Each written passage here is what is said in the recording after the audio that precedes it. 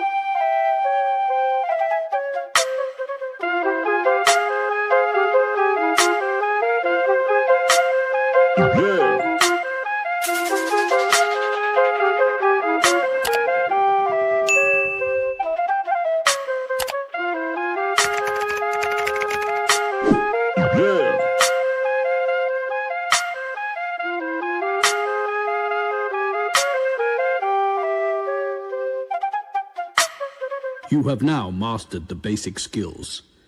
It's time for your first challenge.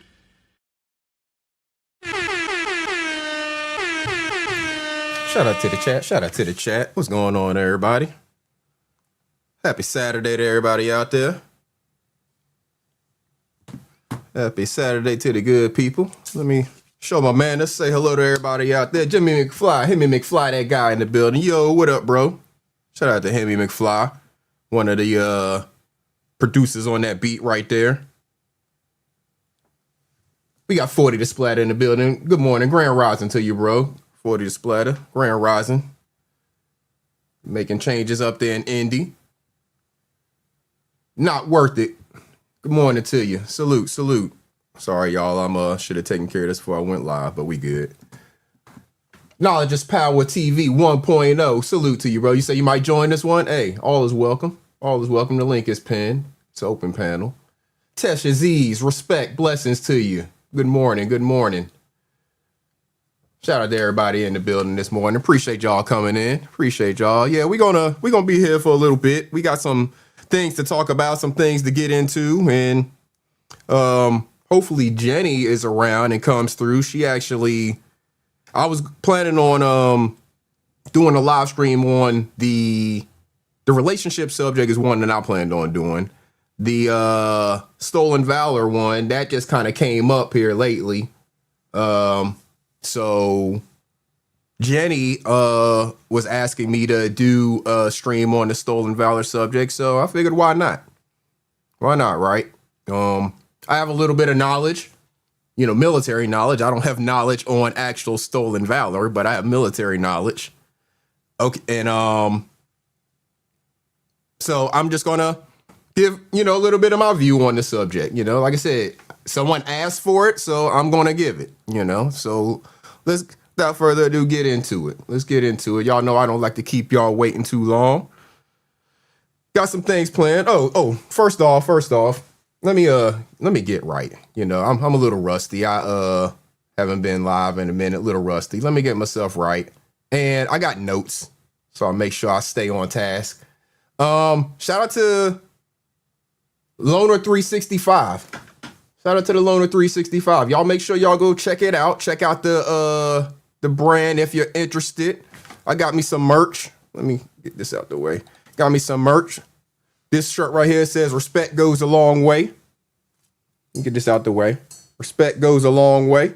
This is one of the shirts that I got from the Loner 365 brand. I also got a hoodie, and I got another one on the way. I got another hoodie that's going to be getting delivered, I think today, actually. But got a hoodie. Let me make sure I'm putting it in the camera properly. Nice quality apparel. I like the feel of the apparel and everything. It's quality stuff. It's not no cheap stuff. It ain't that raggedy Teespring stuff that we was getting from that bus, you know. Nice quality apparel. So yeah, I like the quality of the shirt. You know, I like the quality of the hoodie. So shout out to that Loner 365 brand. Shout out to the meal ticket. That's his brand. Shout out to the brother. And y'all can find it at loner365.com. Man, let me share that really quickly. Because I got it pulled up. Loner365.com if y'all want to check it out. If y'all want to check out some of his merch. Different stuff over there, you know. Stuff for the ladies as well. As you can see the little scroll down here. Stuff for the ladies, stuff for the fellas. Just different apparel, different merch.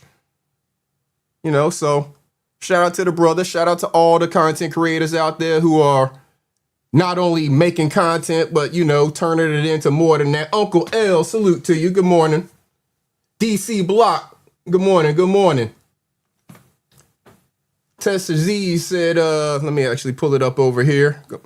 Tessa Z said, if no one wants to be called out, stop the fuck shit. I agree, Tessa Z. I agree 100%. And we're going to see some of that. We're going to see some of that. CKJ, what's going on, brother? The literator in the building.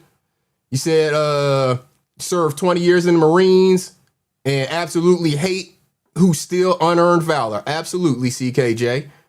Absolutely. We all hate when someone steals unearned valor. Shout out to the meal ticket. Let me finish this promo real quick. Shout out to the brand. Shout out to the merch. Respect goes a long way. They got a whole bunch of other stuff on there, so make sure y'all check them out. Loner365.com. That's where you can find the merch. Y'all know I got my merch. You can find that in the description as well. When we do custom things, you can, hit me up if you want something custom. But yeah, without further ado, let's get into it. So, let's talk about this Stolen Valor first. We're definitely going to talk about that first. So y'all know I do things a certain way over here, and we're going to get educated when we're doing this. We don't just do things to be doing it and doing just talking. We're going to educate ourselves as well in the process. You said your son served, CKJ, not you. Okay. Hey, either way, I'm sure he hates it, and I'm sure you hate it when people steal unearned valor because your son did serve them 20 years. Because I'm sure during those 20 years, there were times when your son wasn't able to, say, necessarily communicate with y'all as regularly or something like that, right? So anybody who is really, really tied to the military, whether you've served yourself or you've had a loved one, a really close loved one, a son, a daughter, a spouse who was serving while maybe you were at home and they couldn't always communicate with you, stuff like that. Trey Spectives, good morning to you. I'm so happy you're here. Mrs. Baker, good morning. Good morning. Yeah, Trey Spectives, I'm happy you're here because you're going to be able to assist in some of this conversation as well. Knowledge said, my father served in Vietnam, how long he served, but he saved no one but 3 platoons from an ambush, and they barely gave him credit for it. Oh, yeah, a lot of that happened, back in that time, especially with people of color. Knowledge. There's a lot of people who didn't get their recognized credit for the things that they did, But Now, we're not going to go off on that tangent. That's a whole nother conversation. Tess, you said your son was in the Army.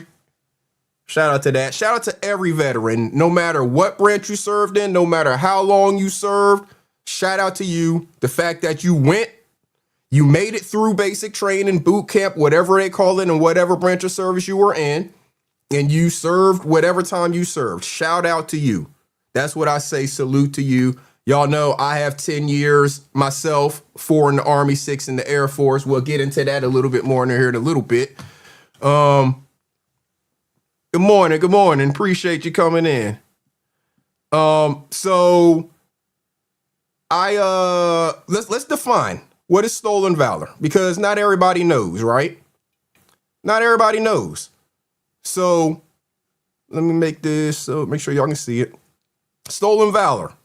Just a simple Google search in the AI overview definition is really good enough. It defines it accurately, So stolen valor is a term for the act of a person falsely claiming military service, rank, or decorations to gain benefits, recognition, or prestige. It is a federal crime in the U.S. under specific circumstances. It gets into, more talking about the different rulings. There was one ruling, it was overturned, and then there's been a new congressional law put into place, all of that, right? So that just goes into what is stolen valor, right? And there's things talking about how you're going to report it, spot it, all of that good stuff. But we're not going to do all of that reading on that. Let's just look at the penalties, punishment for stolen valor really quickly. Again, AI overviews, probably pretty good enough because it's telling us the realistic. I've researched it beyond this, and the AI overview is pretty accurate, right? So punishment for stolen valor can vary, but include fines up to a year in prison or more with recent state laws, and potential loss of military benefits under federal and state laws like the 2013 Stolen Valor Act, which criminalizes fraudulently claiming high-value metals like a Purple Heart. This is going to be important to some of you on YouTube who like to name your podcast Purple Heart and things like that, but hey, to each his own, right? For tangible gain, so if your Purple Heart channel ever becomes monetized, tangible gain, it might cause you a little bit of trouble. But, I'm just going to keep on reading. Though the Supreme Court struck down broad bans on lying about metals, focusing enforcement on financial and personal benefit fraud with ongoing legislative efforts to strengthen penalties. So this is letting you know that, yes, stolen valor is illegal whenever you're getting some kind of gain for your claims, right? So for the African out there, let's get more specific for you, because you like to say that you are wearing your dad's veteran hat and you do this and that. So you're going around representing yourself as a veteran, because anybody looking at you is going to think you're the veteran, not that you're wearing your dad's hat. You can find another hat to wear. But you want to represent yourself as a veteran saying you're wearing your dad's hat? Fine. Let's get more specific to you, because you're in Nevada, right?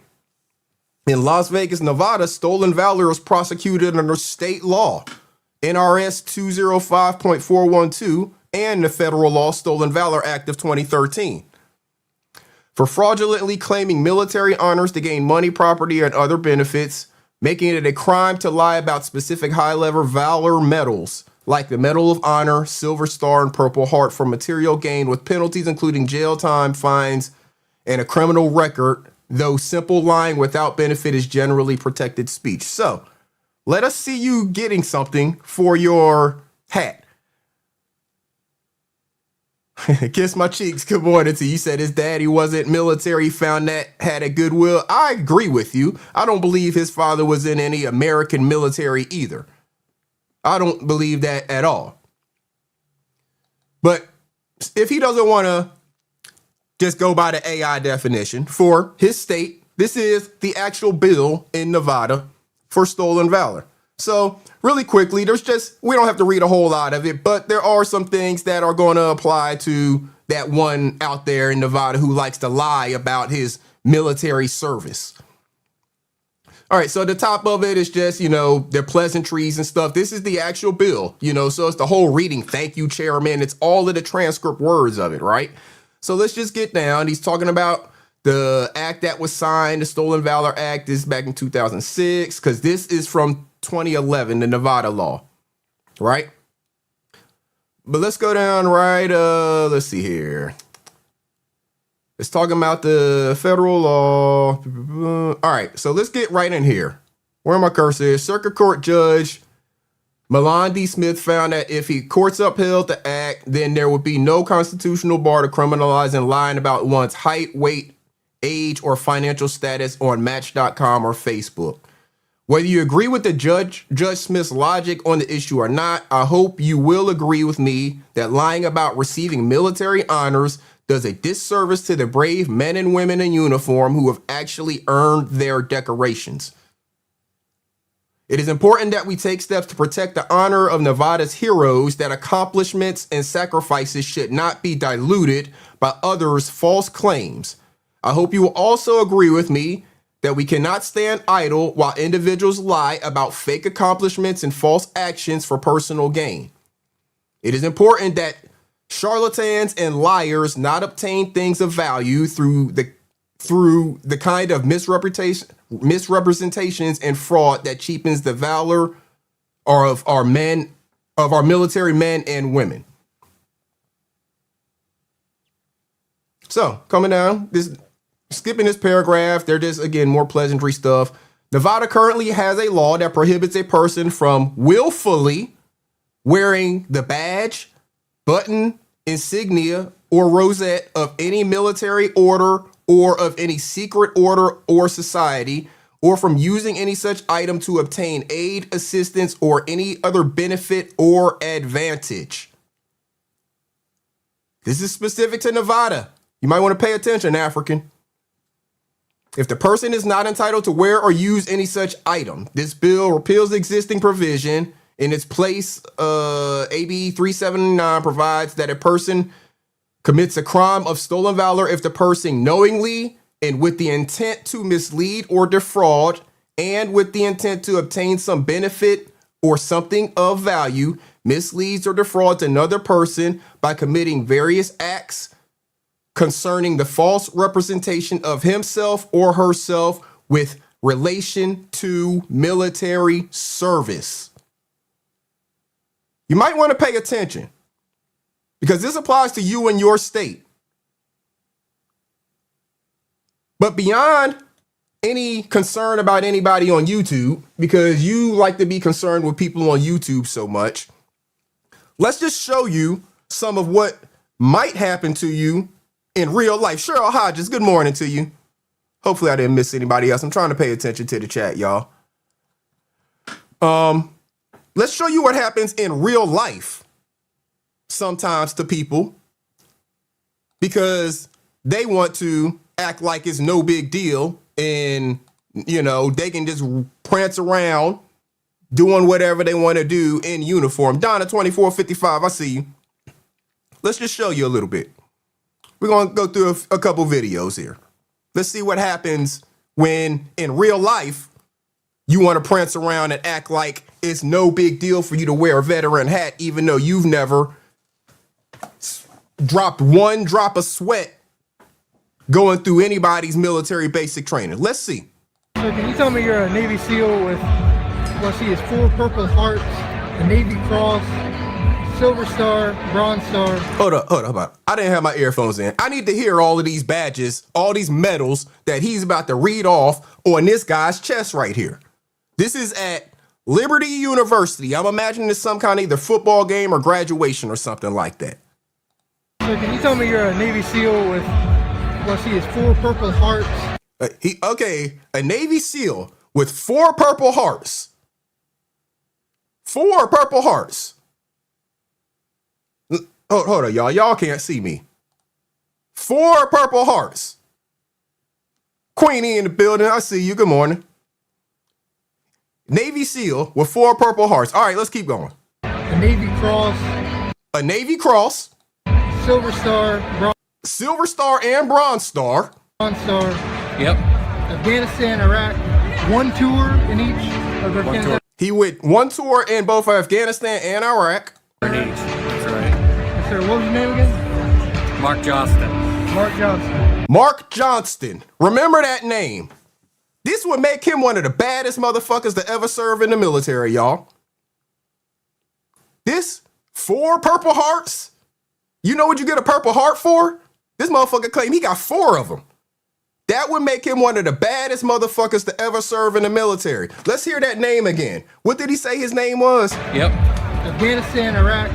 One tour in each of Afghanistan. One tour in each. That's right. Yes, sir. What was your name again? Mark Johnston. Mark Johnston. Have any of y'all ever heard of Mark Johnston? Solstice, good morning to you. Grand Rising, Grand Rising. Have any of y'all ever heard of Mark Johnston? Because 4 Purple Hearts, a Navy Cross, Silver Star, Bronze Star will make him one of the baddest motherfuckers to ever serve in the military. Let me give you a basis of comparison.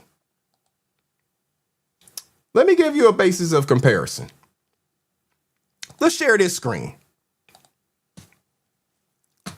I just did a simple Google search, right? Because I know 4 Purple Hearts would make him one of the baddest motherfuckers ever.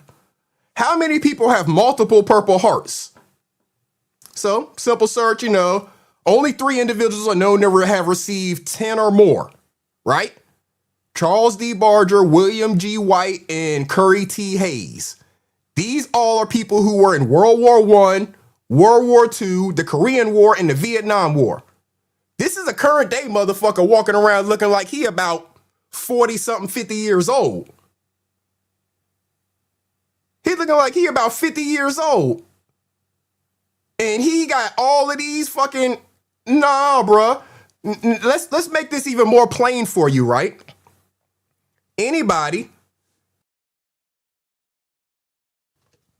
in the history of the Army has heard of this next person's name I'm about to mention. And really, most people in the history of military service have heard of the name of the next person I'm about to mention, who has less Purple Hearts than this motherfucker right here. Audie Murphy. The most decorated soldier of World War II. Only had 3 Purple Hearts, y'all. 3. This motherfucker right here that ain't fought in no World War I, World War II, Vietnam, Korea, none of that shit. Got 4 Purple Hearts. Navy Cross, Silver Star, Bronze Star. What? Where you get all that shit from? Audie Murphy, y'all. Audie Murphy. If you know anything about military history, you know who Audie Murphy is. I mean, if you know anything about the military, you know who Audie Murphy is. Most decorated soldier, you know. That's what we knew Audie Murphy to be. Right. There's movies about Audie Murphy. Audie Murphy only got 3 Purple Hearts. We ain't never heard of Mark Johnston. This motherfucker claimed he got 4. Audie Murphy, y'all. We know who Audie Murphy is. You got 3 Purple Hearts. Keep this shit in mind with all these motherfuckers who want to run around claiming that they this and that. They got all of these damn awards and medals and all types of shit. Listen to what this motherfucker got again. So can you tell me you're a Navy SEAL with, let's see, it's 4 Purple Hearts, a Navy Cross, Silver Star, Bronze Star. Yep. Afghanistan, Iraq. 1 tour in each of Afghanistan. 1 tour in each. That's right. Yes, sir. What was your name again? Mark Johnston. Mark Johnson. Yes, sir. Johnston. So Like the ring, Mark Johnston. Okay, and you're a Rear Admiral. Rear Admiral. For the CIA Special Operations. What was it again? Special Operations Division. Thanks, sir. Appreciate it. Rear Admiral for the CIA Special Operations Division walking around in a uniform. CIA, y'all. How many people from the CIA you know go around broadcasting that they are from the CIA or walking around in a uniform that says, hey, look at me? CIA. CIA. But he walking around and he's a Rear Admiral with 4 Purple Hearts and all of this shit, Navy SEAL and all of these other things. Really, bruh? That's what we doing. That's what we doing. And this guy just said, okay, thank you, because he was just going to embarrass him. He didn't even shoot. He didn't even press him back or anything, right? That guy didn't even press him. Yeah, I'm saying, man, salute. That guy there didn't even press him. He just like, all right, you know, if you say so, bruh. I don't believe you, but if you say so, if that's what you want to say you are, fine. I'm just going to embarrass the fuck out of you, right? Bro. So, there's more. There's more. We have others, right? I'm telling you. Highly favored. Good morning to you. I'm telling you, African. I'm telling you, Lion J. Motherfucker, I lie a lot. I'm telling you, Lion Drunk. There's a problem with Stolen Valor. People have a problem with it. People take offense to it. That first one you just saw, that was lightweight. That guy didn't press him about it. That guy didn't really, you know, get mad about it. He just said, okay, you're embarrassing yourself because anybody with any knowledge of military knows that your ass don't have 4 Purple Hearts, or somebody would have heard of you before. Somebody would have heard of you if you have 4 Purple Hearts. I'm sorry. But ain't nobody ever heard of Mark Johnston, Rear Admiral from the CIA. Why is that? Yeah. So let's take a look at another one. These things get funny, y'all. And some of them get a little more intense, let's say. So African, you might want to pay attention. Let's look at another one. Bro, excuse me, dog. Did you just say you're a veteran? Did you just say you're a veteran? Yes. Bro, you're not no veteran, bro. All right, let's just stop right here. Let me go back just a little bit. So Trey Spector's in the building. I was in the Air Force for 6 years. Trey Spector was in the Air Force for 22 years. I don't know how many years anybody else is in here. This guy right here, he's sitting in Waffle House trying to get a 10% discount, veterans discount, military discount, right? He got on an Air Force top. No name tape, though. It just says U.S. Air Force. He ain't got no name tape on it. He got a black shirt underneath. Let's inspect some more of this. Lou in the building. Where Lou at? I ain't even see Lou. If Lou in the building, salute to Lou. I don't see him, though. Bro, you're not no veteran, bro. Is this motherfucker got on Timbs? Is he wearing Timberlands? What's really going on here? This bro sitting up and he got an earring in his ear. He got on a Air Force top with no name tape, wearing an earring with a black t-shirt underneath, wearing some Timberlands, I think. Them shits ain't even tied up. Look at that boot right there. That boot is not even tied up. What's really going on here? What is really going on here? I'm a veteran, bro. You got a fat. I'm a veteran, bro. I'm a Marine. Well, I ain't a veteran. I knew you looked at all that when I first came in, with your Air Force top on and your bottoms on. Lovelace in the building. Good morning to you, Lovelace. He said with your Air Force top on and your Army bottoms on. I swear, bruh got on Timbs right now. He is wearing some Timberlands or something like it.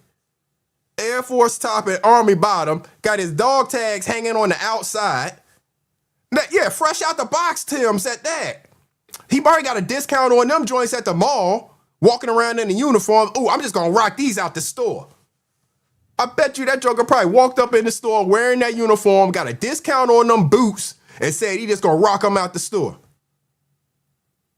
What is really, man? Bro, you're not in the military, bro. Did you say you don't give me 10% off? You say you don't military? Bro, thank you. Bro, he's not a veteran. It's not even Veterans Day, bro. When was it, bro? It was yesterday. He wearing tech sergeant rank too. Oh, that's disrespectful. Oh, hell no. Hell, he is wearing technical sergeant rank. I got a problem. You say you don't military? Is that what I fuck? Is that what I see? Bro, he's not a veteran. It's not Oh, even hell, veteran. this motherfucker wearing technical sergeant. I got a problem. Hey, hold up, y'all. We got a problem. Houston, we got a fucking problem.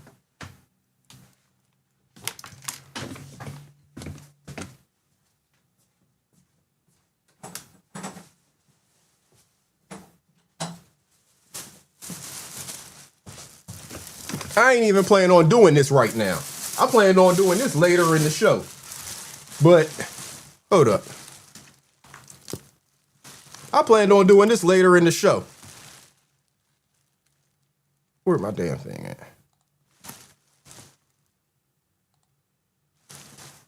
What is that, y'all? What the hell is that?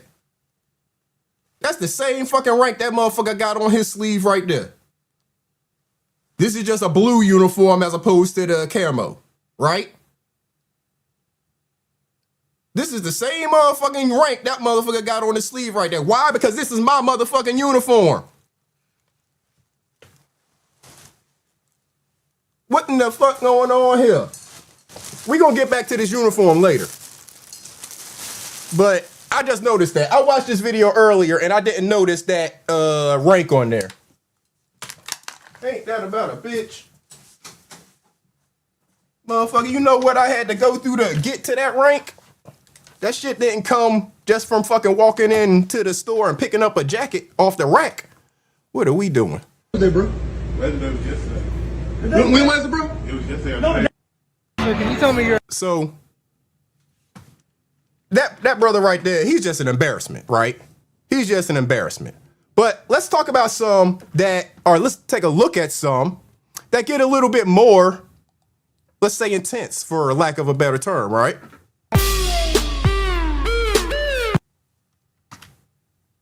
What are you, 14th battalion? Yes. So you Maps? Maps is not a unit. Yes, it is. Where? Intelligencer? Maps isn't a unit. Yes, it is. All right, so what are you, 14th battalion? Yes.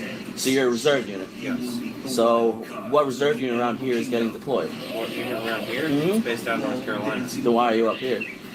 Where's your haircut and shave? What? Where's your haircut and shave then? It's getting shaved. It's getting shaved? See, African, here's the problem that you have whenever you say, I got military ties and dumb shit like that. Somebody who knows anything about the military is just going to check you asking you basic stuff. He's asking him basic stuff. What your reserve unit around here is about to deploy? Because this guy's acting like he's about to deploy. Where's your shave and haircut if you're about to deploy? All these are just basic questions. You're such a bullshit. Like, yeah. All right, so what's your gunny's name? Because I know a lot of people down there in North Carolina. I was stationed out there for a little bit. First sergeant name? Jackson. Jackson? Just Jackson. Yeah. Jackson.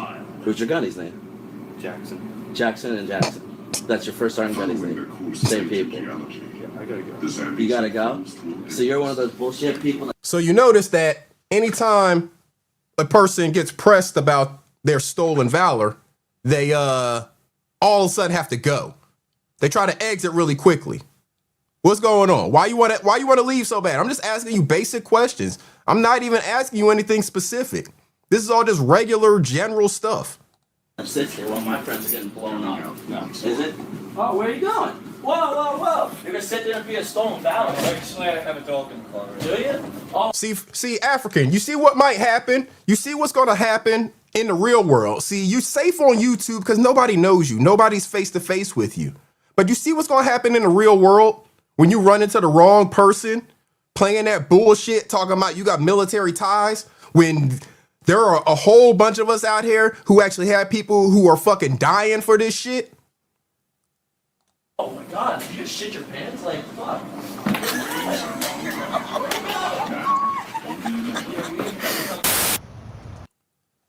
Yeah, I'm saying, man,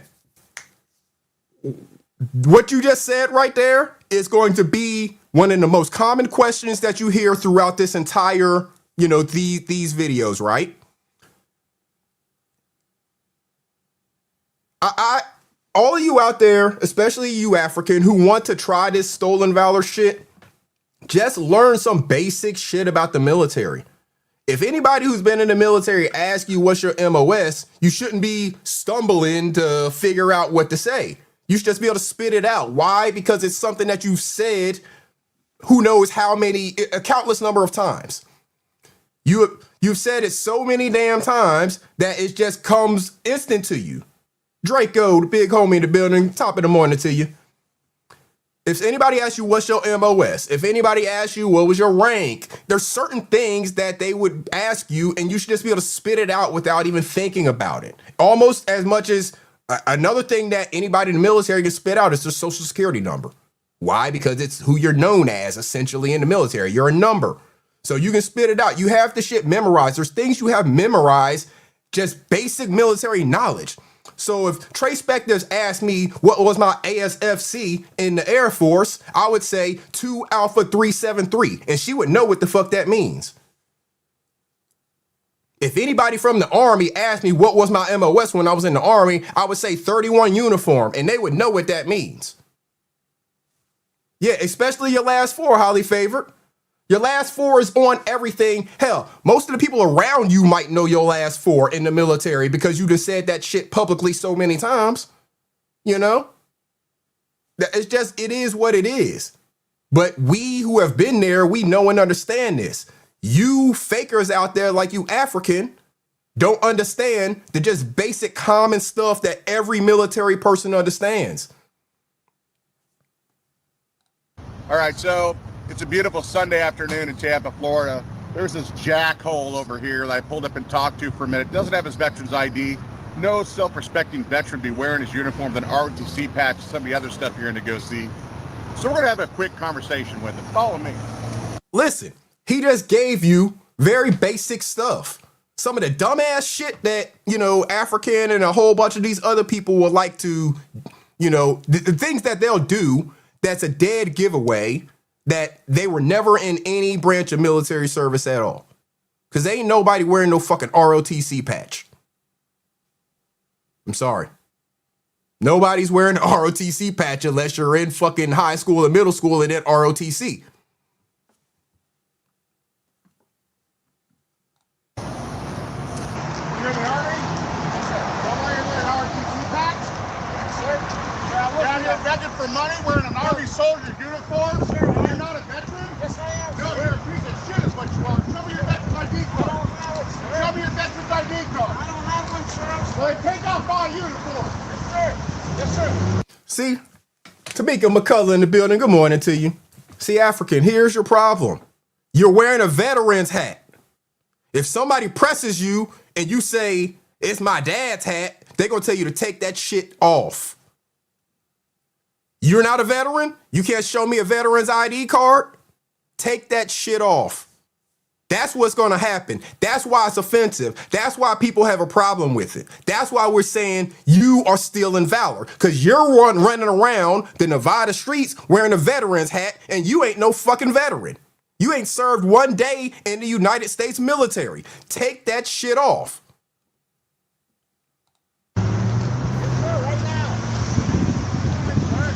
Don't walk out and try to hit my car. You take that uniform off. Yes, sir. For the right of your existence on this planet, you take my uniform off. Yes, sir. You understand what this guy's saying? At the same time that he's telling this guy, take that uniform off, he's saying, don't walk out in traffic and get hit by a car. He's not trying to put the guy in danger. He just has a problem with the disrespect. You're out there begging for money, wearing a uniform as if you've served and you haven't served one damn day. It's disrespectful, and it will get you fucked up in these streets. You got the balls to stand out here? We got military people coming in and out this base every day? Sure. That takes balls. And he's doing this near a military installation at that. Douglas Alvarenga, salute to you.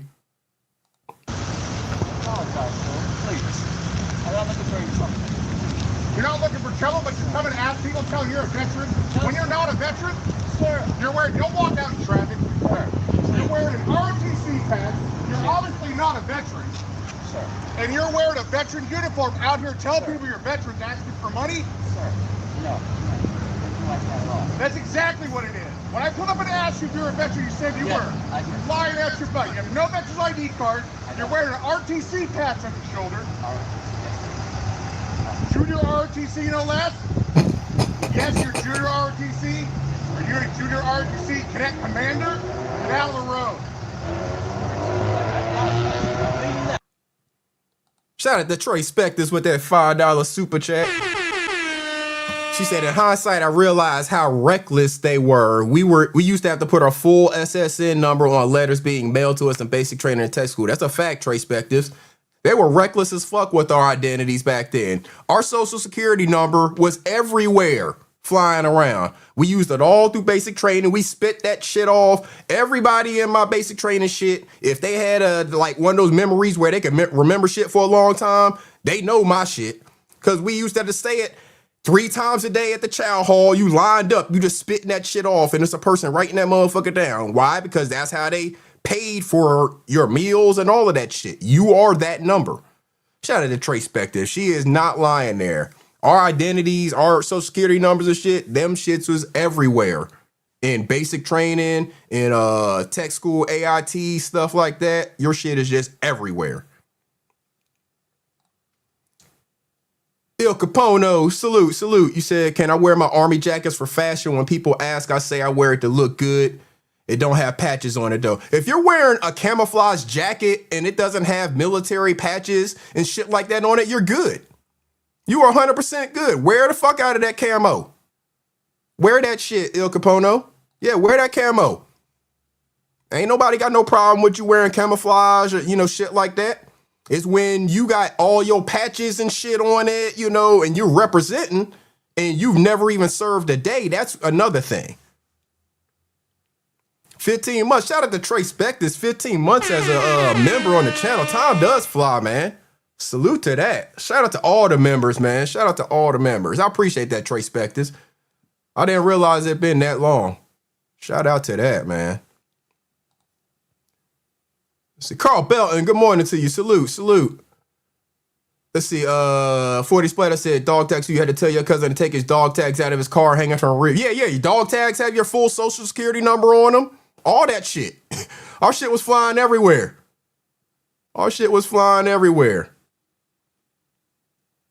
You said law enforcement is not easy. Respect to who served. Just be careful. Yeah. Facts.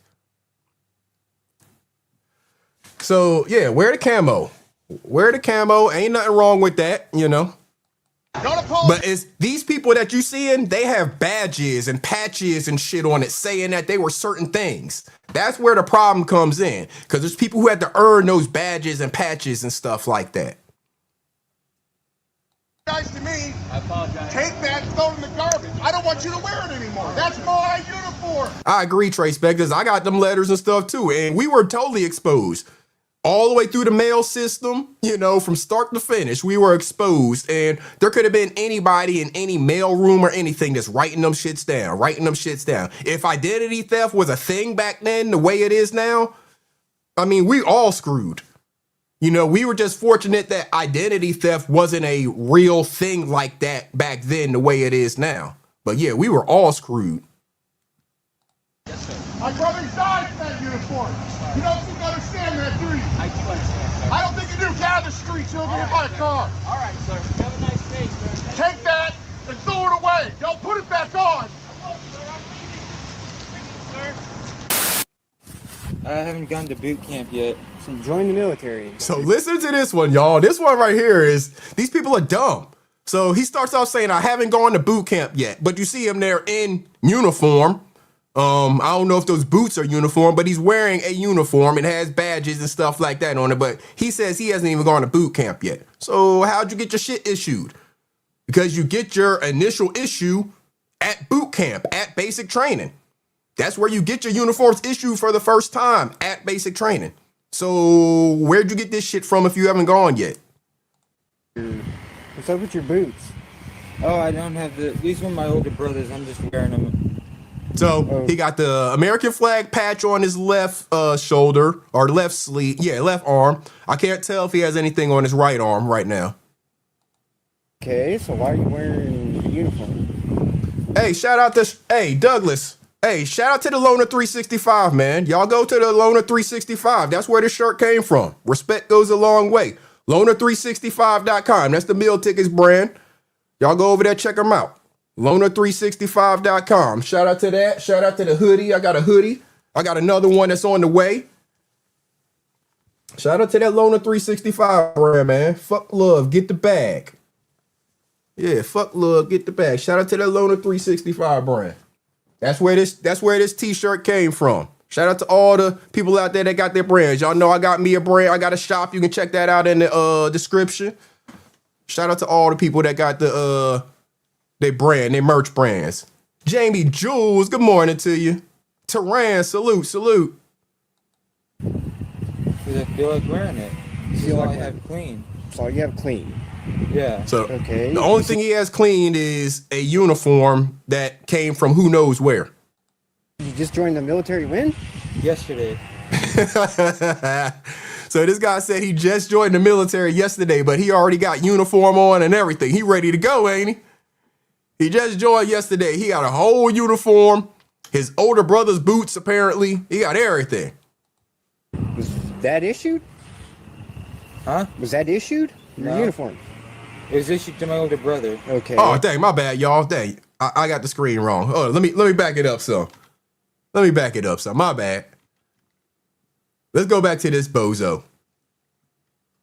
Appreciate that, Uncle L. Back to this bozo. I haven't gone to boot camp yet. So you joined the military. What's up with your boots? Oh, I don't have these were my older brothers. I'm just wearing them. Okay, so why are you wearing the uniform? Because I feel like wearing it. This is all I have clean. That's all you have clean. Yeah. Okay. You said you just joined the military when? Yesterday. Was that issued? Huh? Was that issued? Your No. uniform? It was issued to my older brother. Okay. Right, where's his headgear? He don't, cause ain't none of this stuff issued. He just, it's either his brother's uniform or something he done found. So why are you wearing it? Because I wanted to. This is all I have clean right now. Come here. What's the back of that say? Read the bottom of that. Disabled veteran. Yeah. What do you think that means?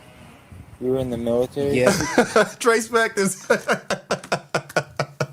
Facts. The fact that he even got that top tucked in, it's a problem. Like he wearing a dress uniform. That top's not supposed to be tucked in like that. That's not supposed to be tucked in. His t-shirt underneath would be tucked into his pants. That is supposed to kind of hang over like an overcoat. Like a suit jacket almost, you know? How you don't tuck in a suit jacket. Trace factors, that's a fact. It does. You're disrespecting the uniform that I wore, that I've lost friends in. And then you have enough nerve to come up to me and ask me for a cigarette wearing shit like this? It's fucking pathetic, dude. Get the fuck out of my face. Get the fuck out of my yard before hey, come here. Stop that. Let me fucking fix your shit real quick. You ain't getting that shit. Go on. That's my older brother. You give it back and I have you arrested. For what? Right That. here. Do me a favor. Stick it in your pocket. Don't be wearing this fucking shit. Hey, sir. See, you see what happens? This is what I'm trying to make plain to you. You want to play around with it, African. You want to play and act like it's no big deal. Act like nobody cares. People care about this shit. That little dude is about to get his ass whooped by a disabled veteran who takes it serious. This one right here is one y'all probably saw. This one right here is a classic. Lost family and friends. That's the main part. Exactly, knowledge. That's the main part, is that most have lost family and friends behind this shit and they think it's a game. He said OD Green was the last tucked in work uniform. That's a fact. D Grant, good morning to you. And OD Green, that shit goes back to like the early 80s, probably in the 70s and shit like that. Before they had the camouflage pattern. Like I said, y'all probably saw this one before. This one right here went viral.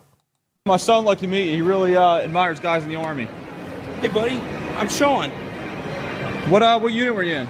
I'm with the 2nd Battalion Rangers. 75th? 2nd. And we're 75th Ranger Regiment with the 2nd Battalion. What's your MOS? My MOS was 11 Bravo. All right, so this guy right here, he's a faker for sure, but he actually knew how to answer some of the questions, right? So he said that he's the 2nd Battalion Rangers. The guy holding the camera questioned him back. He said 75th Rangers, you know, because he knows the Ranger battalions and the Ranger regiments, right? 75th, right? So he said he's the 2nd Battalion of the 75th Rangers, right? He asked him what's his MOS, and he quickly said 11 Bravo. That's what you would expect a Ranger to say in most cases, right? Why? Because an 11 Bravo is an infantryman. You know, it's it's infantryman. Everybody knows 11 Bravo is an infantryman. 13 Bravo, that's that shit that the Craterhead was. That's a little bit different, but they run alongside each other. But you expect him to say 11 Bravo, so he spit it right off, right like he's supposed to. Let's keep going. All right. I'm what's called Attack 1. All I do is I go out on missions. Where'd you get your 3 CIBs at?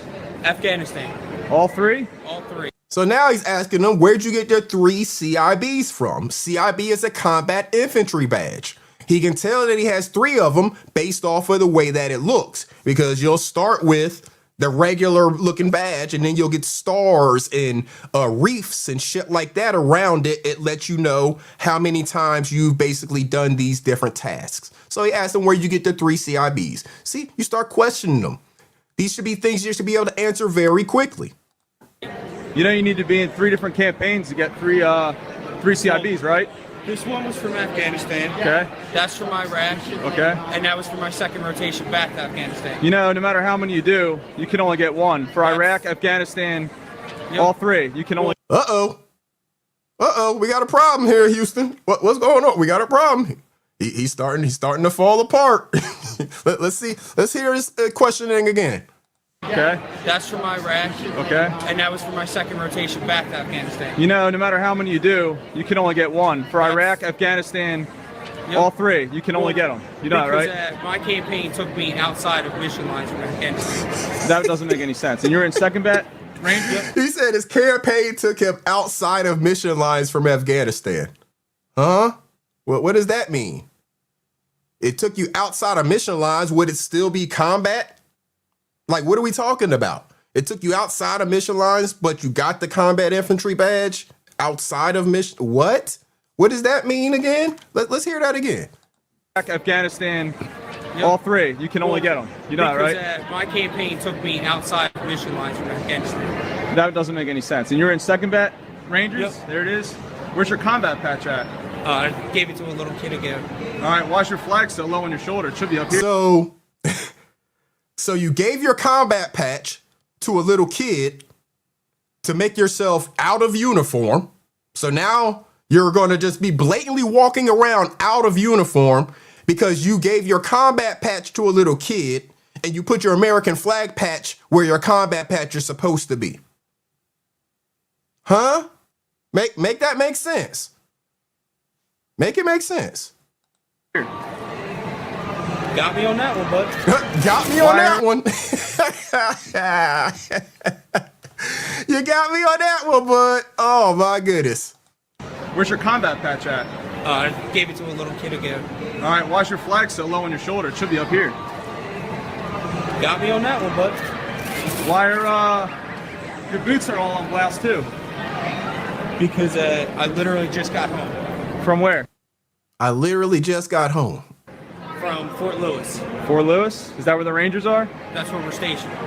What's the actual MOS for that, for a driver? My driver MOS? Hold on 1 second. Oh. Why can't you say the driver MOS as easily as you were able to say 11 Bravo? What everybody knows. Everybody knows 11 Bravo. I mean, again, if you've heard of Audie Murphy, you've probably heard of 11 Bravo. Why? Because it's just a common ass shit. Everybody knows what an 11 Bravo is. There's the most of them motherfuckers. You know, I don't mean to say it, but you have a lot of them because it's like cannon fodder. You know what I mean? But this motherfucker asked him what was his driver MOS because he said he was a driver. Oh, hold on. Huh? What's your MOS, bruh? This is shit you should just be able to run off. What's your MOS? I haven't been a 31 uniform since 2001. That's when I got out of the Army, but I can still spit that shit off to you like it's nothing. 31 uniform, signal support system specialist. What's so hard about this?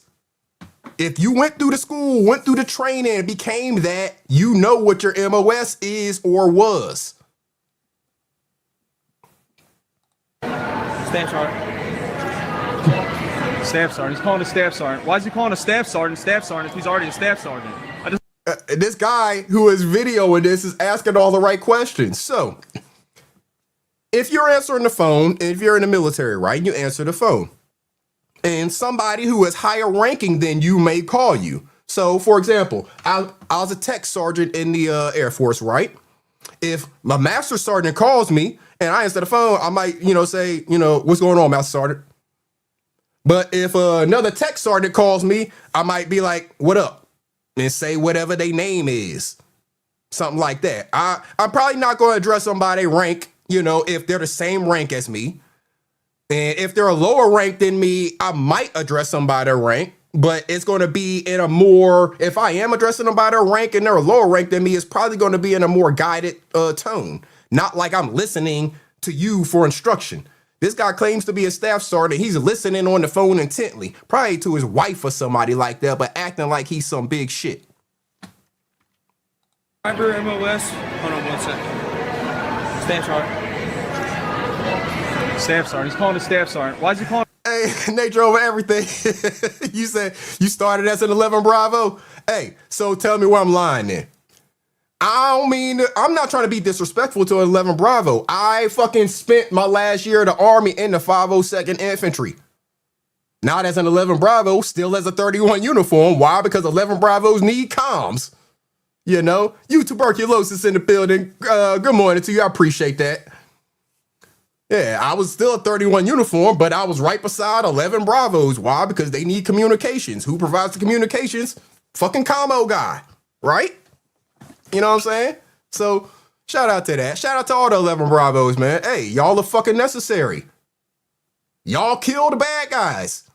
I shoot and I had to qualify right along with the motherfuckers and all that shit. But when it comes time to do the work, I'm supposed to keep the communications going. Y'all supposed to be shooting the fucking triggers, right? So everybody had a job to do. And shout out to the fucking 11 Bravos for being good at their job. Because all the motherfuckers do 365 days a year is trained to kill shit. JT Chulo, salute. All 11 Bravos do when they're not in a combat situation, like when they're here at home, all they do is train to kill shit. Training their bodies. Working on their equipment, going to the fucking field. I spent 1 year in the 502nd Infantry, and for probably 9 months out of that year, we were in the fucking field. Why? Because they were preparing to go to Kosovo. I was about to ETS, so I wasn't going with them, but I still had to go through all of the fucking training right alongside of them. They just didn't send me to the specialized trainings, because I wasn't going. But when we went to the field and shit like that, I was fucking right there. So we spent like 9 months out of that year fucking in the field preparing to go to Kosovo. If we weren't fucking in Louisiana, down there in what's the shit called in Louisiana? Fuck. Can't think of the name of it. We went to Louisiana for the training, joint training down there. We went to fucking NTC out there in California for the joint training out there. We were all over the fucking place that year. Why? Because, again, they were preparing to go to Kosovo. So that's all fucking 11 Bravos do is train for killing shit. So, hey, shout out to them. Shout out to them. A staff sergeant, if he's already a staff sergeant. That doesn't make much sense. Hey, where are you? Come here. Okay. You want me to meet you now? He's calling a staff sergeant, when he's wearing the rank of a staff sergeant. Yeah, the jungle training down in Louisiana. Yeah, we did both. We went to both them shits within 1 year. Plus going to some other little shits, But we went to both of them within the course of a year. That makes much sense. Okay. Here it is, guys. Stolen Valor at its finest. You say their only girlfriend is at M16? Hey, it be like that sometimes back in the day. Yeah, JRTC. That's right, JRTC. Yeah, we went to that shit and to NTC out there in California. He's full of shit. Wearing a United States Army uniform. Claims to be a United States Army Ranger. Okay, listen, what we're going to do is we're going to step down here. Okay. With my Sergeant Major. All right, let's go. Let's see your Sergeant Major. So you shop at the mall with Sergeant Major on Black Friday? So you shop at the mall with Sergeant Major? So this staff sergeant in the Army is claiming that he's at the mall shopping on Black Friday with his Sergeant Major in uniform. They go to the mall in uniform to go shopping on Black Friday. Staff sergeant and the Sergeant Major. Friday? Sometimes. Yeah? That's cool. Why don't you just admit you're a phony? You know it's illegal, right? What you're doing right now? Let me tell you something. If I was a phony, Yeah? then I wouldn't be wearing this uniform. You wouldn't? No. Because you are a phony. That's all the reason? If I was a phony, then I wouldn't be wearing this uniform? What? What do you mean? You're wearing the damn uniform and you're faking. We still waiting for your MOS as a driver. Which one was it? I just called you out on about 10 different things, and all of them are bullshit. This is illegal. What you're doing right now is illegal, because you know what? I've worn that fucking uniform, and I've had friends get killed in Afghanistan wearing that fucking uniform. No, you haven't. You're full of shit. 12 years in. Stolen Valor. Right here. Stolen Valor. Let's go. Stop it. At its finest. See what I'm telling you, African? His fucking lady had to come in the way and say, stop it, let's go, because he was getting ready to turn up on him. He was getting ready to turn up, and his lady had to come in and say, hey, stop it, let's go. His lady had to pull him off of him because he was getting ready to go upside his head about that shit, bro. And I've had friends get killed in Afghanistan wearing that fucking uniform. No, you haven't. You're full of shit. 12 years in. Stolen Valor. Right here. Stolen Valor. Let's go. Stop it. At its finest. What's your name, dude? See, I'm telling you, everybody is not playing with that shit. You think it's funny. You think it's funny. Everybody is not playing with that shit.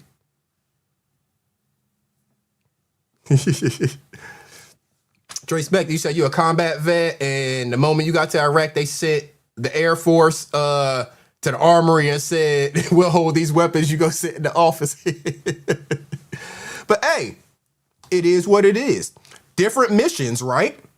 Because whenever I went in the Air Force, like I said, my it's not an MOS in the Air Force, it's an AFSC. But my AFSC was 2 Alpha 373. So I was a 7-level fighter crew chief, right? I mean, I'm the motherfucker.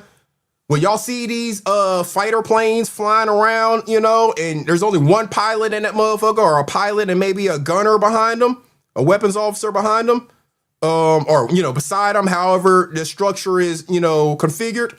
That plane didn't get off the ground on its own. No, pilots can't just get that. They can't just go jump up in that motherfucker and take off. It doesn't work like that. G Mama Body, good morning to you. Shout out to Ears. I appreciate you, bro. Yeah, man, people be flaking like that. There's a whole bunch more we about to watch. They definitely be flaking like that. Distracting one. Good morning to you. Hugs. But yeah, so the shit can get serious. People do not be playing about it. Shout out to Steady Grinding coming through on that super chat. You said you at work on Catch the Playback. I appreciate you, bro. Always supportive. Shout out to Steady Grinding, y'all. But yeah, it's serious, man.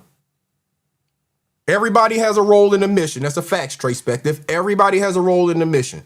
So when I was 31 uniform with the Army, I was right there with them infantry motherfuckers. My role in the mission would have been right there, front line with them motherfuckers, right?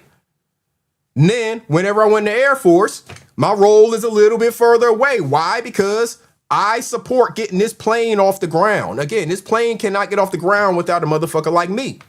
So, we don't take off right there where the war is happening. No, why would we fucking do that? That's stupid, right? We take off from wherever the fuck we take off from, and we land wherever the fuck we land. So that's where I'm going to be. Where they taking off and landing, that's where I'm going to be. Why? Because I'm necessary to get that motherfucker in the air and back down onto the ground and fix that motherfucker when it come back all broken. And because I was a 7 level, I was required to inspect other people's work. That's why I say, whenever I say 2 Alpha 373, somebody like Trace Spectives will understand how to break that down.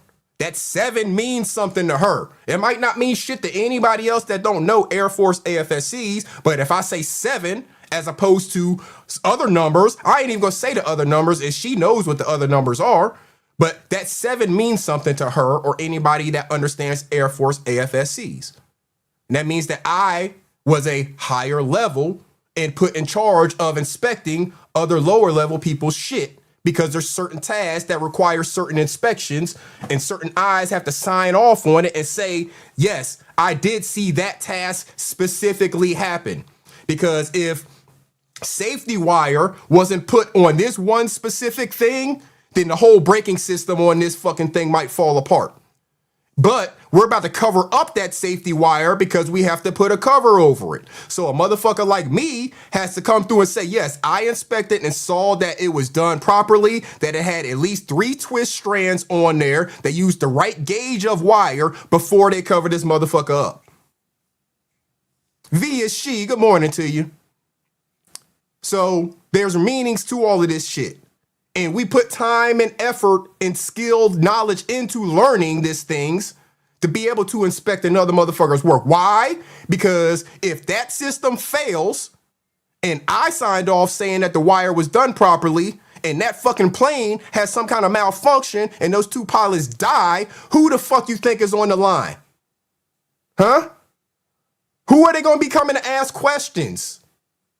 Who is the motherfucker that signed off and said that this fighter aircraft with these bombs and all that shit on it was safe to go up in the air, and that motherfucker got to the end of the runway and fucking exploded and killed the people at the end of the runway, the fucking pilots, and destroyed the multi-million-dollar aircraft? Whose ass do you think is on the line, motherfucker? And I don't get that shit just by signing up and saying, yeah, I'm gonna go be in the Air Force. No, it takes fucking years of skilled knowledge and experience doing shit. So for a fake motherfucker like you to claim that you're a veteran and have any fucking knowledge about anything military pisses people off. Motherfucker. Let me show y'all something.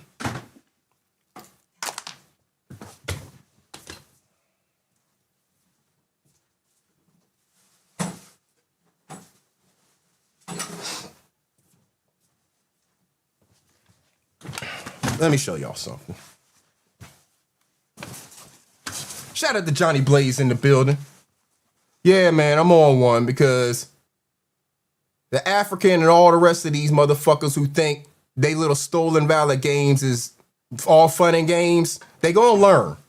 And I might not be the one to show them in person, but I'll show them some examples of people getting fucked up in person and why, explain to them why this shit is as serious as it is to some of us. So this is my Army uniform. From when I got out in 2001, I know the uniforms look different now. Why? Because I got out in 2001. This is the uniform I wore when I fucking got out, my dress uniform, right? I was an E4 specialist. That's an E4. And you see all of this shit on here. You see the fucking eagle on the side? Why? Because I was in the 101st Airborne Division Air Assault. Yes. Screaming Eagles. You see them in all the fucking war movies from the World Wars and Vietnam and all that shit, you know. Yeah. One of them motherfuckers.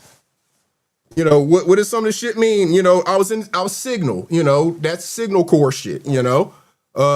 Strike, you know, that's the 502nd Infantry. Carlos Franklin, salute. You look over here. What is this shit? This shit means stuff, motherfucker. This shit right here, you see these wings with this parachute? That means I had to go to motherfucking school, Fort Benning, Georgia, for 3 weeks, jumping out of airplanes, motherfucker. Have you done that? Because if you walk around with that fucking parachutist badge on, acting like you have, a motherfucker like me is gonna have a problem.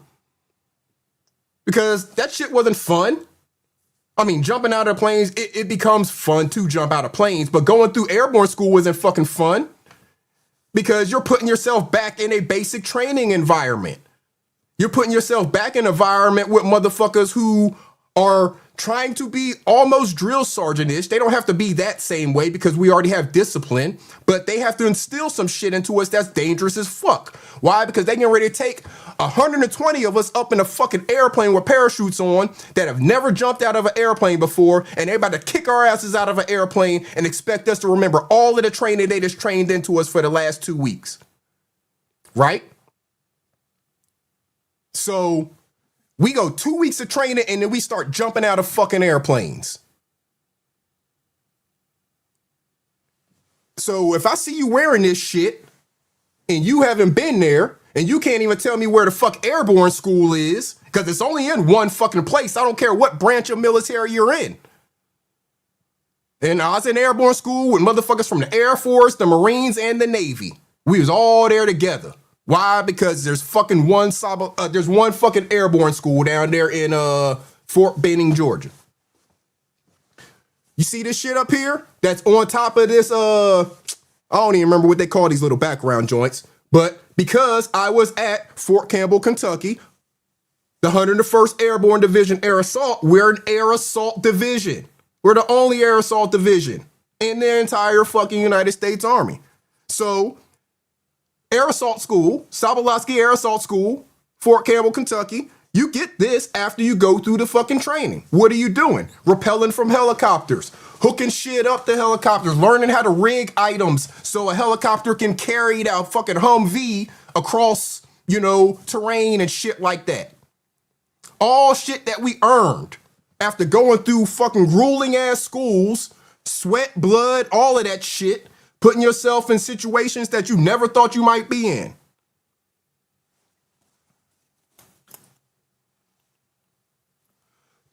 So, you want to fucking wear uniforms, wear shit that represents being a veteran and stuff like that around motherfuckers who have actually earned that stuff and think it's all good, you got another thing coming.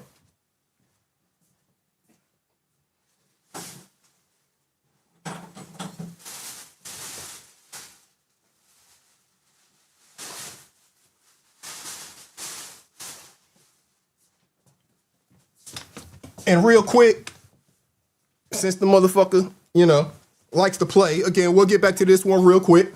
This one, it don't look the same. Why? Because this is an Air Force uniform. It's totally different. You see there's more rank on it. That one, I was an E4. This one, I'm an E6. So, the different branches, different uniforms, different times, it's all different, right? So you don't see all of the badges and all of that extra shit on the Air Force uniform like on the Army uniform. It's just different. But the ribbon racks, yeah, I got more ribbons now. Why? Because I did more shit. You know what I'm saying? Now, this ribbon here, if you're in the Air Force, you're going to be like, what the fuck, Why? I didn't go through Air Force basic training. So I still have the Army service ribbon because I went through Army basic training as opposed to the Air Force people who have the Air Force basic training graduation ribbon. So yeah, my ribbon rack looks different, but I can explain my shit. I have Army commendation medals and Army achievement medals and shit on here. Shit that Air Force people won't have in their ribbon rack unless they were in the Army or got those ribbons from the Army. So that's why my ribbon rack looks different. But if a motherfucker were to question me about it, I could explain it. Unlike you motherfuckers who get to stumbling and hemming and hawing and want to look in your phone looking shit up when the motherfucker questions you about your service.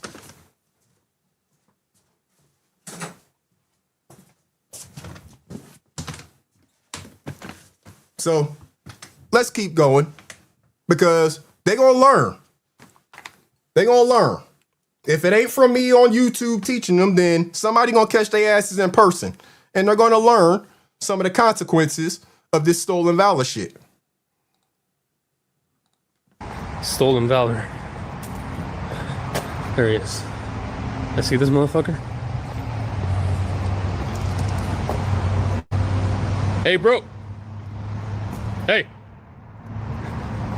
Soldier boy. You got a minute? What's going on, man? Nothing much. Hey, how you doing? I'm doing great. Yeah, hey, thanks for your service, man. Yeah, no problem. Yeah, so you got your dog there. You're in the Army, or? Yeah, I'm in the Army. Yeah?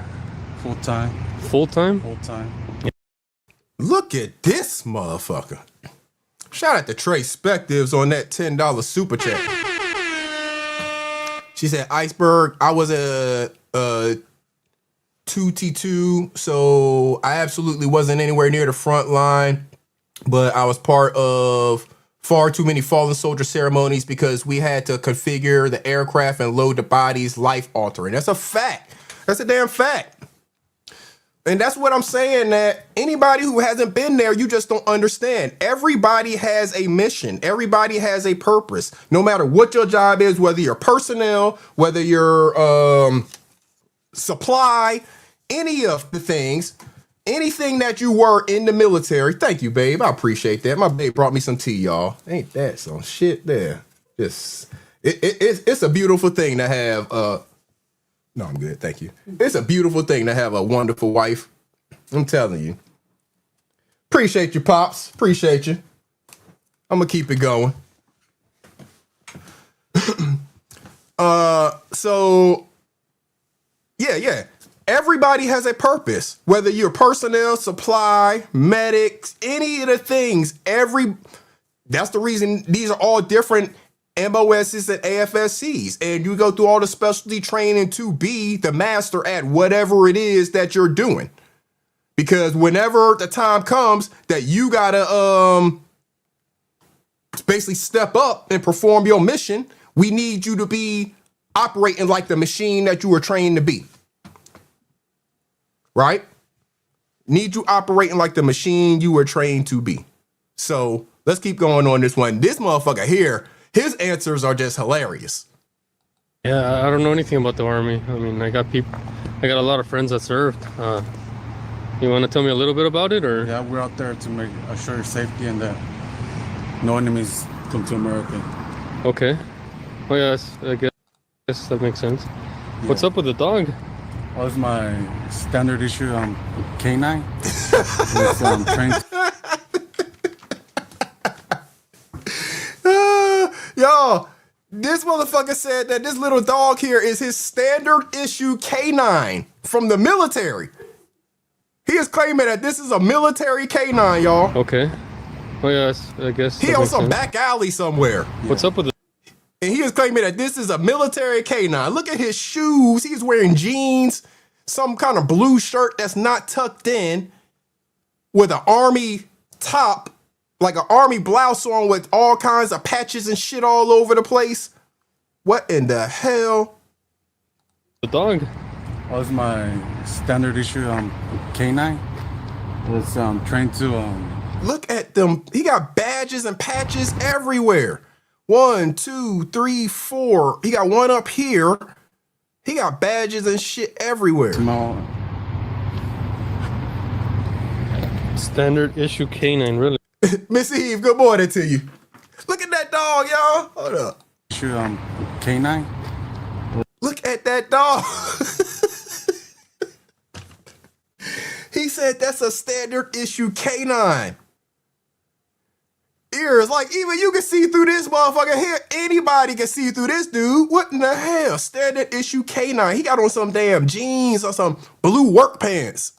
It's trained to smell. Standard issue canine, really. Right, knowledge. He said standard issue canine like they handing out canines with the M16s.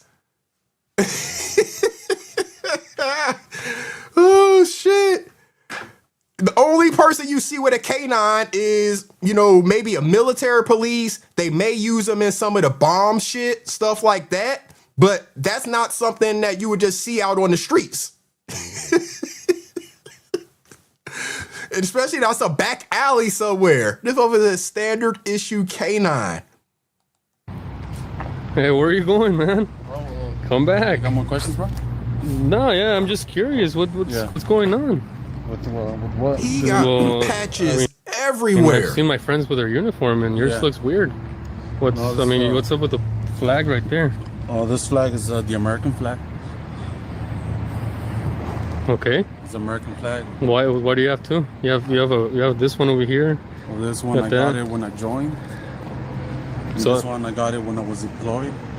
Oh, is that how it works? Yeah, I was out there. Where's your rank? I know you gotta have a rank somewhere. I got a rank right here. That's your rank. What rank is that? It's a sergeant first class. Sergeant first class, really? Yeah. Oh, where's the starter first class rank? I'm trying to see where I don't even see rank.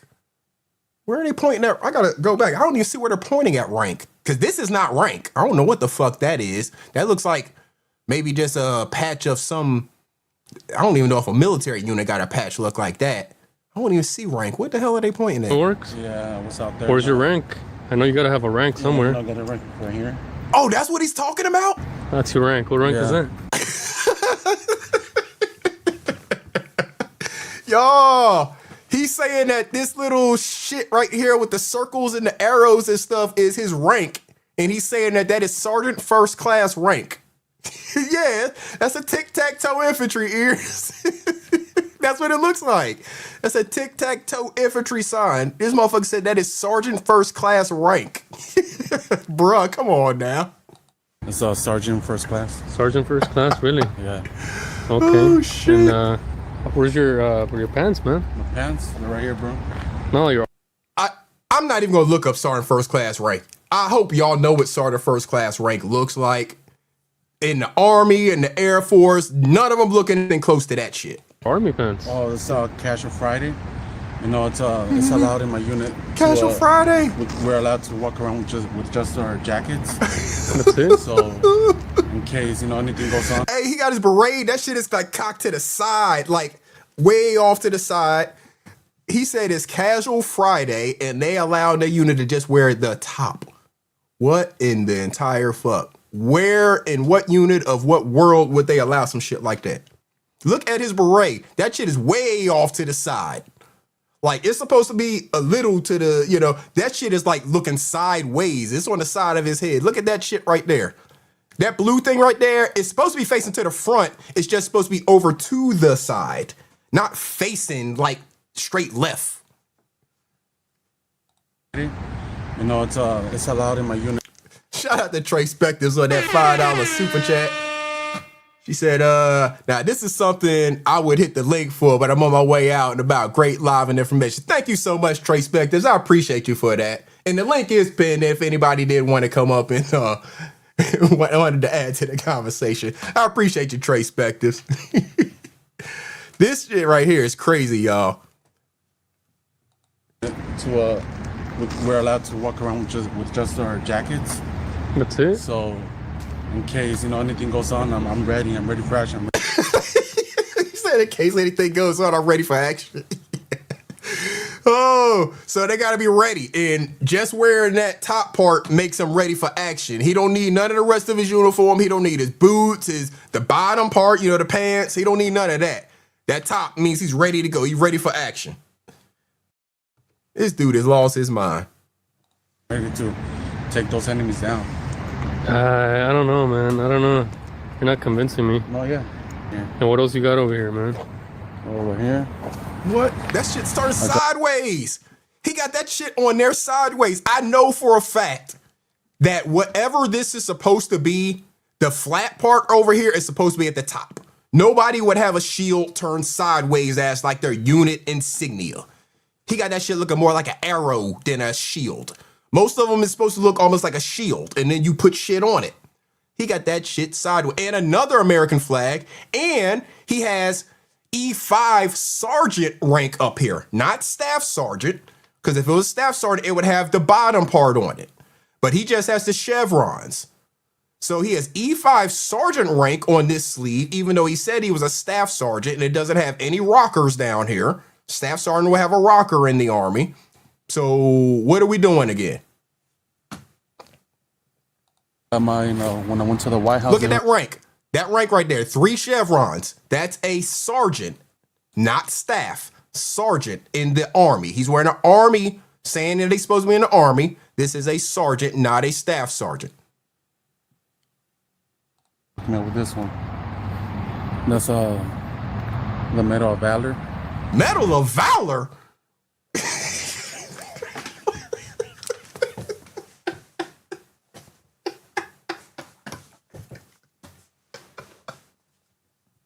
What? Medal of Valor? Over here. I got my, when I went to the White House, they hooked me up with this one. That's the Medal of Valor. He said he went to the White House. Yo, he said when he went to the White House, they hooked him up with that one. It's the Medal of Valor. This guy right here is the worst. I mean, he has got on a little bit of everything, but don't none of it mean anything. The flag is reversed, Uncle L. It's proper. Medal of Valor. In terms of the way It ain't proper none of the shit that he's doing, but the orientation of the flag and all of that stuff is the way it's supposed to look. Flag 2 for jumping off a airplane in a parachute. That's the same flag as this. Oh, wait. He said something about jumping out of an airplane in a parachute. That's the Medal of Valor. Medal of Valor. I got this flag 2 for jumping off a airplane in a parachute. So he said he got the flag for jumping out of an airplane in a parachute. Not the badge that I showed y'all. Not the parachutist badge. That was what you actually get for jumping out of an airplane in a parachute. NC Lady B1, good morning to you. So he didn't get the parachutist badge. He got a flag Velcro patch to put on his uniform for jumping out of an airplane. It's the same flag as this. Yeah, but this one's when I was deployed. Oh, no, this one. Well, that one's when I joined. You got an extra flag right there. When I joined, when I was deployed, when I jumped off a helicopter. Oh, I thought he was jumping out of an airplane. Now he's jumping out of helicopters. And when I brought my buddies home safe from the war in Iraq. Oh, and when he brought his buddies home safe. Pro 901 in the building. Salute to you. Appreciate you coming through. So he thinks that every time you do something, they just give you another flag, Velcro flag to put on your uniform. You just want to be decorated in American flags. Anything you do, you bring your buddies home safe from Iraq, you get a flag. You jump out of an airplane or parachute, you get a flag. You join, you get a flag. What is going on with this dude? He ain't think about shit. It's hiding? Yeah. You got to represent your country, sir. Okay. You got to represent your country. Yeah, you got to be careful, man. There's a lot of fake people out there, Yeah, that's why I'm out here to put those fake assholes in their spot. Whenever I see one, I walk up to them and say, hey, what's up, bro? You better take that shit out before you get knocked the fuck out, Yeah, because I hear they go up in stores and try to... Hey, Ears, you typically only going to have one flag on your uniform. One. They didn't even have a flag on the uniform back when I wore the uniform. But on these uniforms, you're only going to have the flag one time on that motherfucker. Try to get discounts and shit. Try to go up stores and discounts and talking about discounts. And I'm actually on my way to Starbucks to get, a soldier discount because, the drinks are right there, This motherfucker said he is on his way to Starbucks to get in on the soldier discount, knowing he fake as fuck. Incredible. I don't know if you ever had ice cold coffee. And you earned it. Try it, yeah. So they give you the discount? Yes. Hey, Lovelace, airplane, helicopter, they all same. They go, I wish they was all the same, but I actually have jumped out of both an airplane and a helicopter. And I can tell you the shit is very different. It is very, very different jumping out of an airplane than it is jumping out of a helicopter. Airplane is, I ain't gonna say one is better or whatever. Airplane just seems smoother to me. Helicopter, it's different because it's just a straight down rotor wash. As opposed to the airplane, you're going differently. So this shit is hilarious. Sure. Okay. All right, Sergeant First Class. Well, take care of yourself, I guess. Yeah. Why he called him Sergeant First Class? He done went through 3 different ranks. He fucking with him now because he called him Sergeant First Class. That's a whole nother rank for what he said. He said Staff Sergeant. He was wearing Sergeant rank, and he just called him Sergeant First Class. We're going to skip this guy. This one was kind of boring to me. It was definitely Stolen Valor. He said he worked with the colonel and all types of shit. This guy was about to get on his ass, though. Hold up. Actually, we might need to see this one because this guy did get a little heated about it. So, let's see. Okay.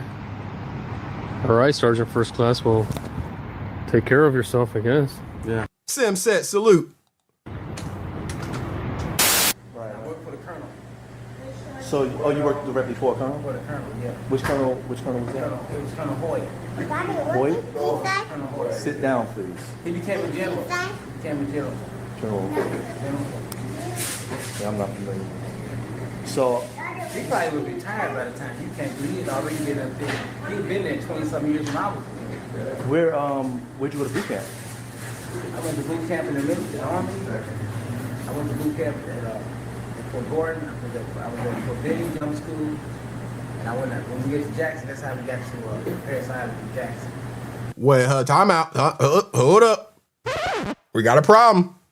We got a problem. He mixing up shit now. Y'all heard what he just said. This guy asked him a very basic question. Where did you go to boot camp? Where did you go to boot camp? He said he went to Gordon. Now, this guy is older. I'm not going to say they never did basic training at Fort Gordon. I don't know. I know whenever I went in the Army in 1997, they did not have basic training at Fort Gordon. Why do I know that? Because I went to AIT at Fort Gordon after my basic training. I went to basic training at Fort Jackson in South Carolina, and I went to AIT at Fort Gordon in Georgia. And they did not teach basic training at Fort Gordon in 97. Now, if they did way prior to that, I don't know. But then he followed on and said something about going to Parris Island, and that's where you kind of got a problem. That's where you got a problem. All right, let me see here. Uncle L said, can you explain the rank of staff sergeant? That was your uncle's rank before he gave his life in Nam. What branch of service, Uncle L? Because staff sergeant means something different in the different rank, different branches. So in the Army, a staff sergeant is an E6. So your ranks in the Army, you got private, which, you know, nothing on their sleeve. You got a private or Marines. I don't know staff sergeant in the Marines. Let me see what rank it is.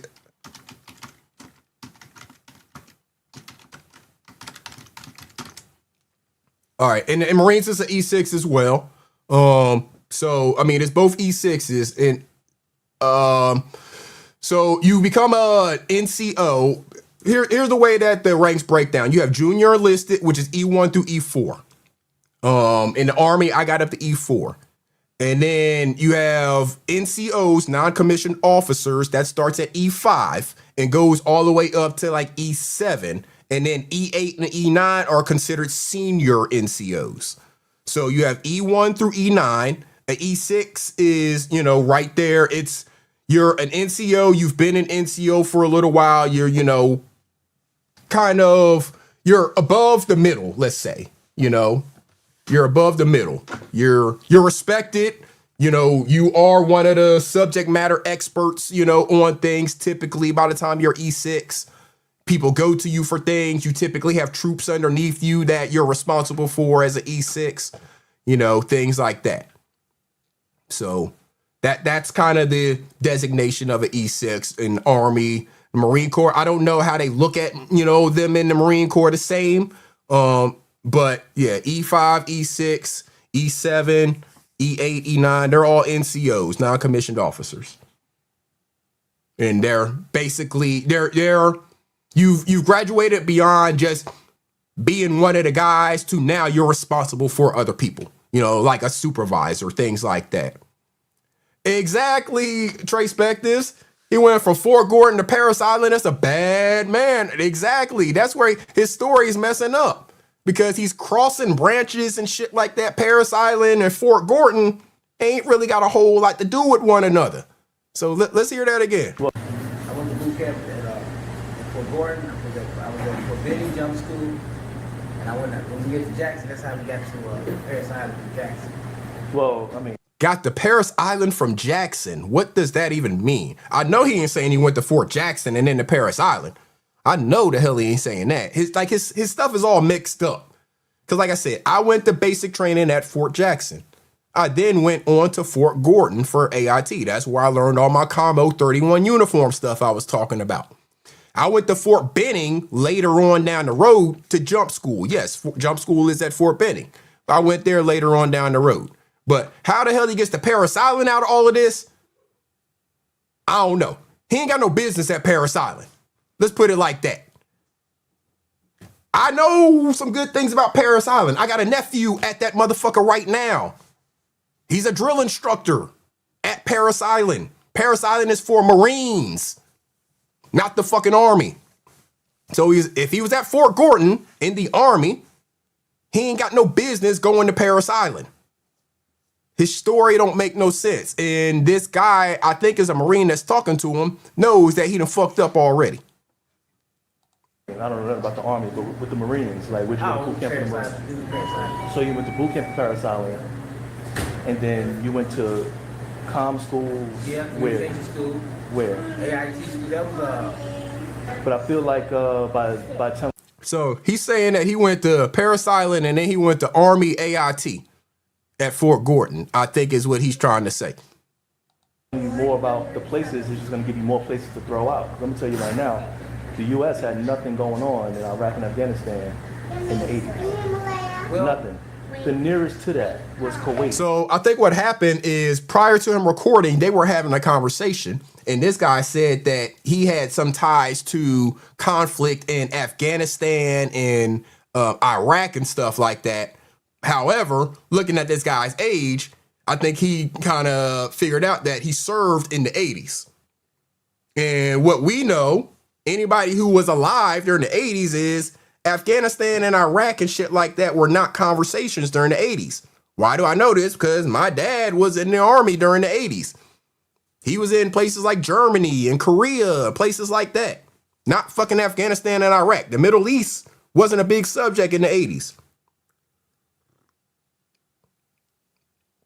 It's not until that we got into the 90s that shit started popping off in the Middle East. In 91, 92, the Desert Storm. And only that was a couple of days. But we had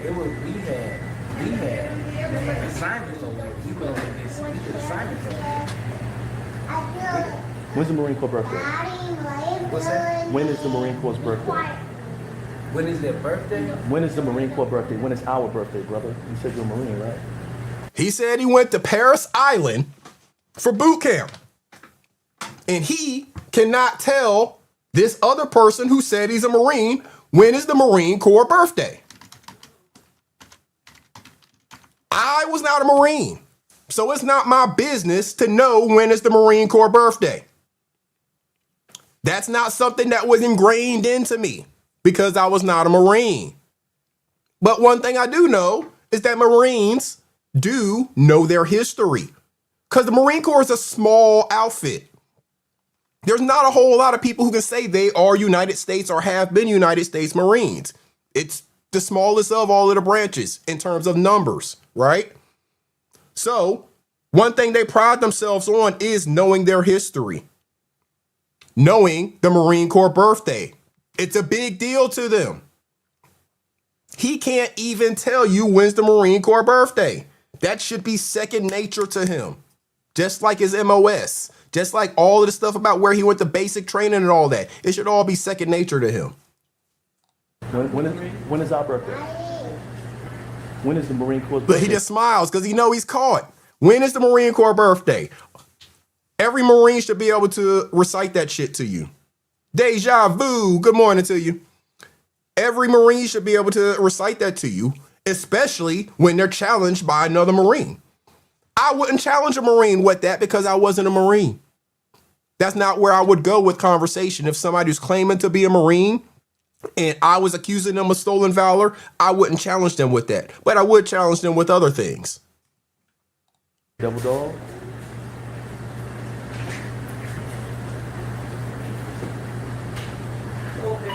When is the freaking doggone birthday?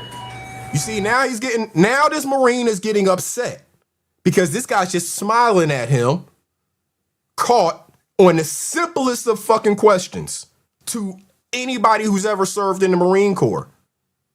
You should be able to recite it just like you recite your Social Security number. When is the Marine Corps birthday? The birthday of Marine Corps, I was training with you guys. I wasn't. You told me you was in the Marines for 5 years, in the Army for 5 years. You said you was a comm missiles weapons specialist. Yeah. Iraq, Afghanistan, Beirut. You worked for a colonel. You went through jump school. Did a lot of stuff for 5 years. And got out as a staff sergeant. But I was in the Army first. I was in the Army first. What's the Army's birthday? I never really been close to the question about the Army's birthday. Well, everybody knows the Marine Corps birthday. What was the Army's birthday? When is the Marine Corps' birthday? I don't know. There's no such thing as a Marine that don't know the Marine's birthday. And that's the point that the guy's making to him. There's no such thing as a Marine that doesn't know the Marine's birthday. It's a part of being a Marine. You have to be able to recite certain things to be a Marine. To get through Marine boot camp, you have to be able to recite certain things. You have to be able to complete certain tasks. When is the Marine Corps birthday? Why can't you just say November 10th, 1775? Why can't you just say November 10th, 1775? Or just say November 10th? For short. Just say November 10th. And he would have walked away. He would have walked away. But you can't even say that. He didn't even do his basic damn research to find out the simplest things about the lies he's going to tell.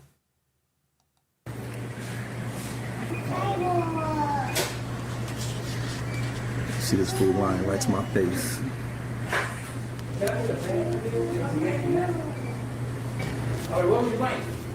I got out as a sergeant. What was your name again? Well, come shake my hand, brother. What's your name? Sergeant Murray. Sergeant Murray. Now look, I'm gonna show this to all my Marine brothers. Because I know you just sat here and lied to my face about where you've been and what you did. Hey, look, until you serve this country, until you catch some brothers dying for this, don't try to claim my shit, brother. Don't try to claim it.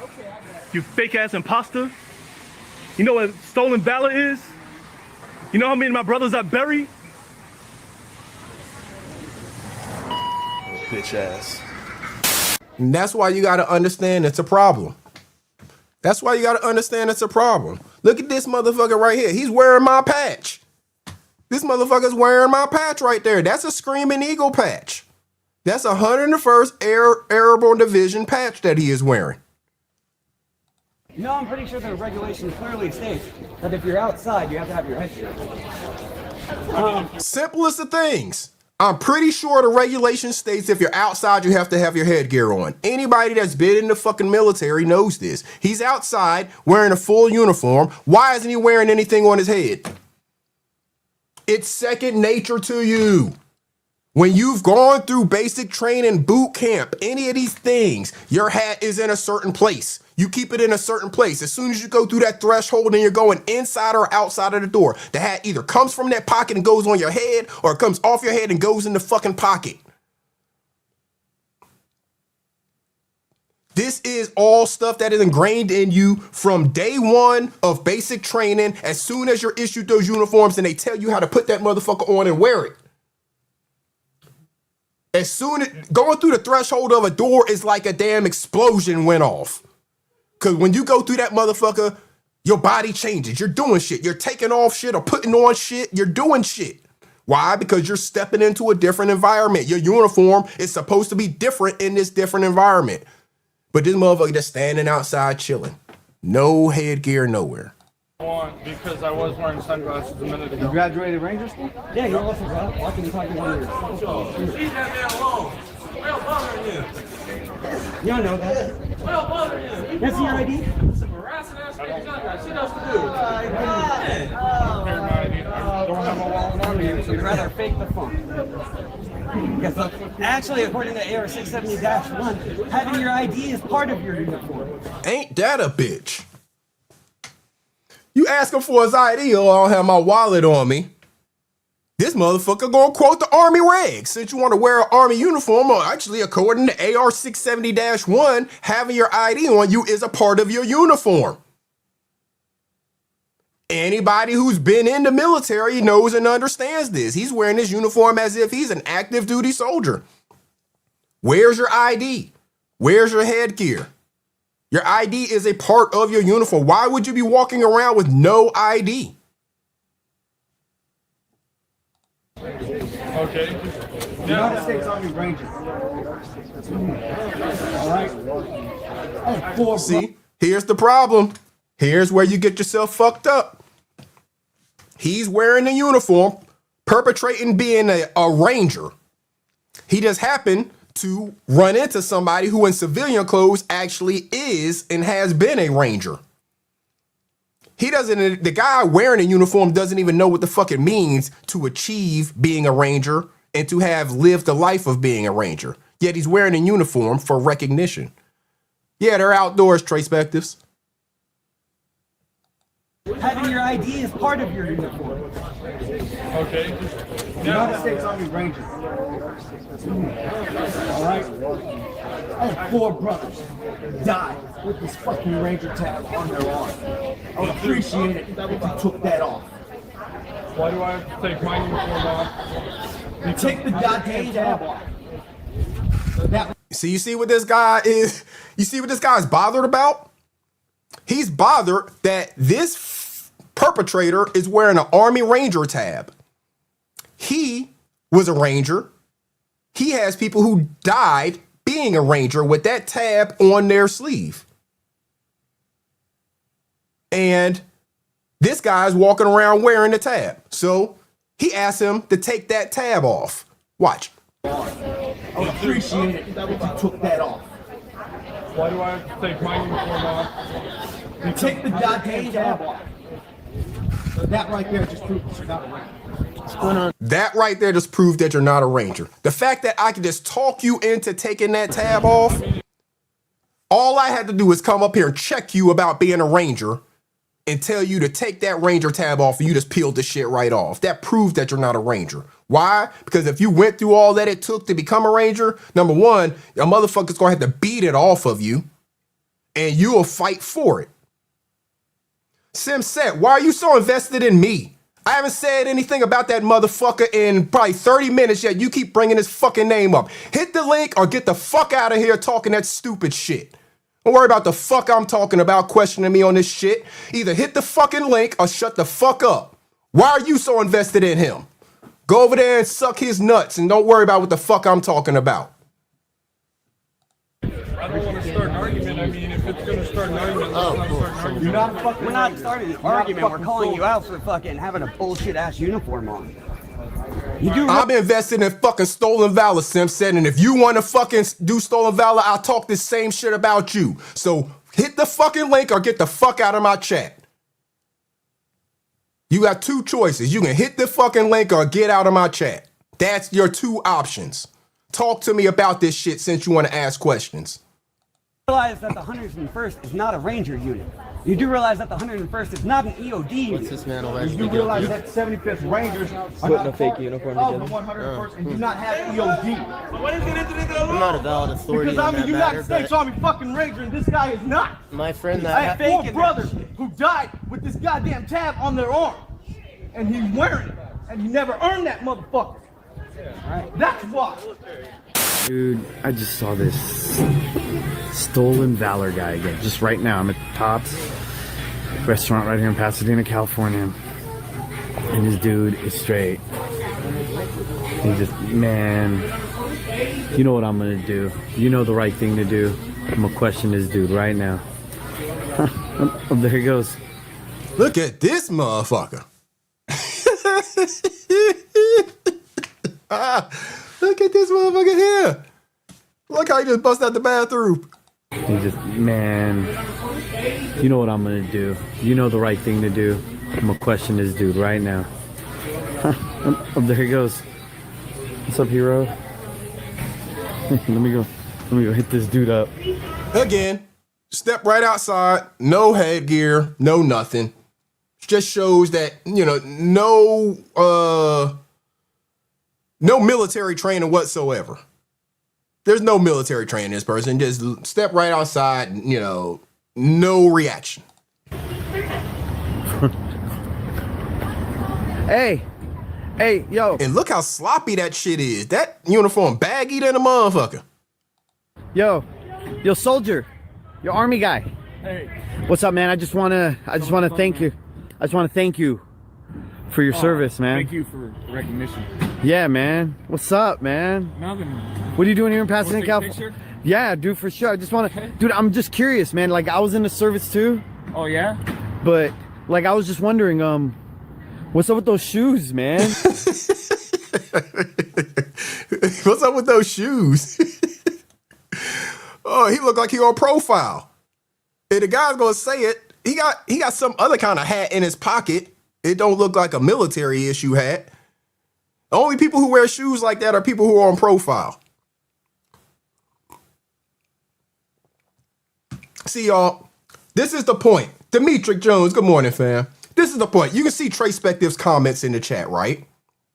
Trey Spectives wasn't in the Army. Trey Spectives was in the Air Force. But she can point out very quickly, she's looked at this video for a couple seconds, and very quickly she's pointing out all the same shit that every other veteran will point out. Look at his uniform. Where's his shaving waiver?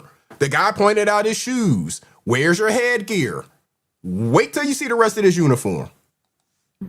Like the only way the MOS and I am, these are actually issued to us. The MOS that he is, they issue them motherfuckers blue Nikes. They issue them blue Nikes in the MOS that he's in, y'all. I don't know what MOS it is, but they get issued blue Nikes. But like I was just wondering, what's up with those shoes, man? Like the only way the MOS and I am, these are actually issued to us because of the missions that we go on. We're required to be faster than what's going on with the phone? So the missions we go on, we're required to be faster. So they issued on blue Nikes. Oh my goodness. Because the missions we go on, we're required to be faster. So they put us in running shoes as opposed to boots that can actually run through rugged terrains. They gave us tennis shoes, Nikes, because we're required to be faster. I'm just wondering, like, cause like only way you wear shoes like that with the ACUs is if you're on profile. I'm low profile.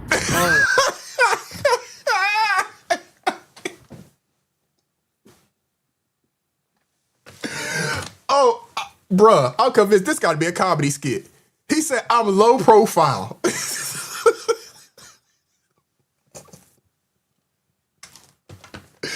Oh my goodness. Oh shit.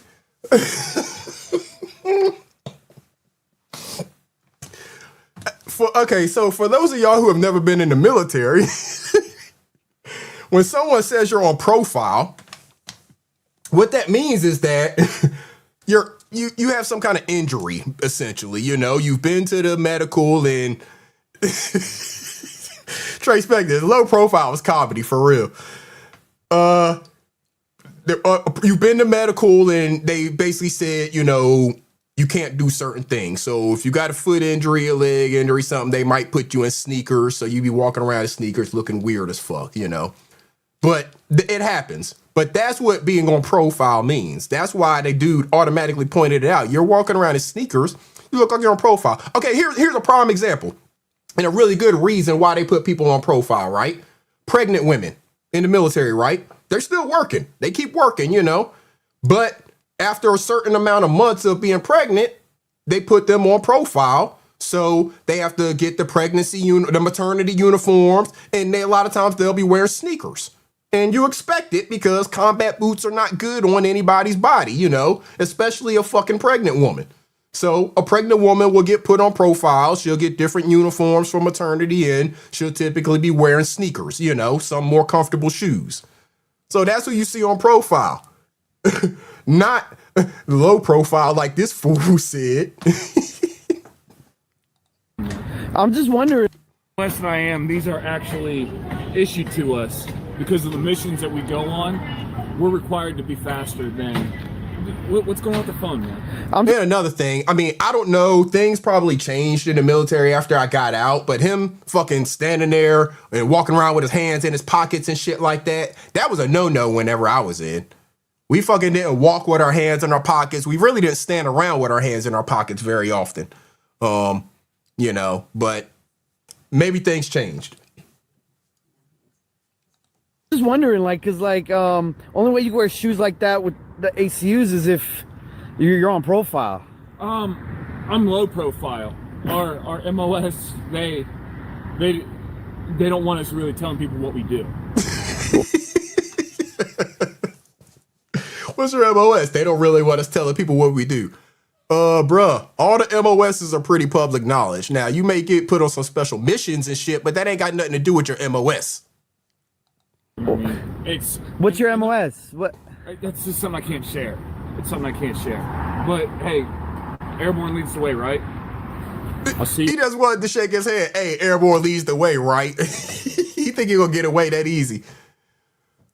Yeah, exactly. Knowledge is considered disrespectful and right. Uncle L, you don't see soldiers standing around with their hands in their pockets. It's just not, you're taught against it. You put your hands in your pockets in basic training, the motherfucker's gonna find something for you to do with your hands, like push-ups or something. You know, you understand with your arms folded? You don't run nothing around here. So let me go show you how you don't run anything around here. That's what my drill sergeants used to tell people all the time. Motherfuckers think they can stand with their arms folded. Uncross your arms. You don't run a damn thing around here. You know, standing around like you fucking observing and inspecting and shit. Unfold your arms. You don't run shit around here. Go do some motherfucking push-ups. Since you got time to stand there with your arms folded, you ain't got enough to do, apparently. Hey, dude, no, seriously. Like, what's the deal with the phone? I can't have me being on. I'll blur your face. Look, I'll blur your face when, look, I can blur it. I have the app to blur your face. I won't post this or nothing. This is for me. This is for my records, man. Okay. Thanks, yeah, for sure, because I respect you, but I just want to know, man, like, I was in the service too. Yeah. I just want to know, like, I'm coming at you peacefully, right? Yeah. But why the hell do you have an American flag right on the center of your freaking chest, man? Right. Great question. Why do you have an American flag right on the center of your chest? Nobody wears a uniform like that. Watch this fool's response. No, like, I'm coming at you peacefully, right? Yeah. But why the hell do you have an American flag right on the center of your freaking chest, man? Right. I do it differently. Our unit does. With the flag being on the side, the enemy can't tell it's America when we're coming at them. So we put it on the front of us to let them know that America's on their way. Oh, shit. Our unit, I do it differently. Our unit, we put it on the front because we got to let them know the enemy can't tell who's coming at them. We got to let them know America's on the way. This motherfucker here, he playing superhero. J-Dub, salute. He playing superhero. We got to let them know that America's coming. We on the way. But why the hell do you have an American flag right on the center of your freaking chest, man? Right. I do it differently. Our unit does. With the flag being on the side, the enemy can't tell it's America when we're coming at them. So we put it on the front of us to let them know that America's on their way. That's the biggest crock of... What is this? This is your Armed Services ribbon? This is the NATO ribbon? Yeah, What unit are you in? I told you, I cannot tell you that. Why is he wearing ribbons on his camo uniform as if that's some kind of dress uniform? Like, he got all kinds of weird shit going on.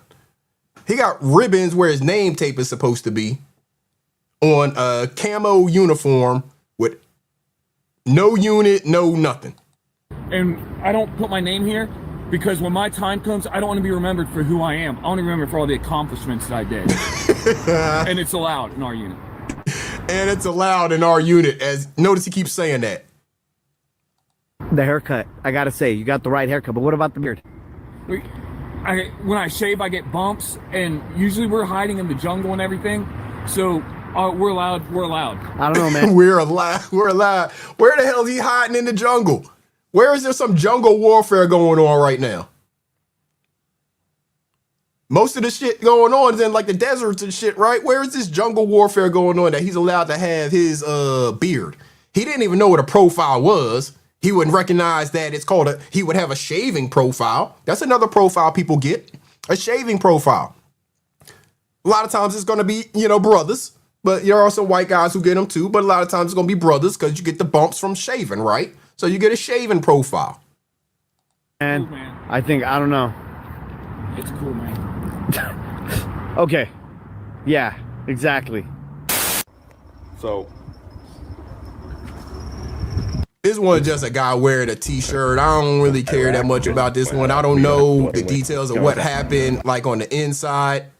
I'm gonna skip this one. I think we're almost done, actually. Yeah, we got one more.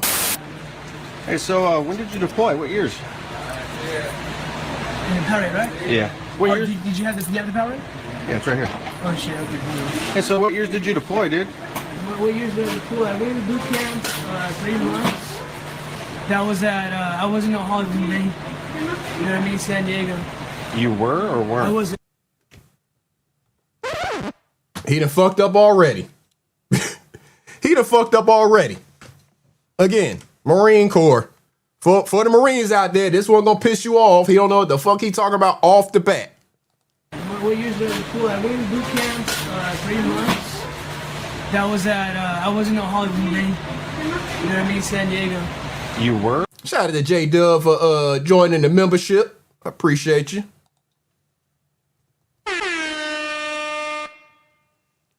So this guy said he was not a Hollywood Marine. He was at San Diego.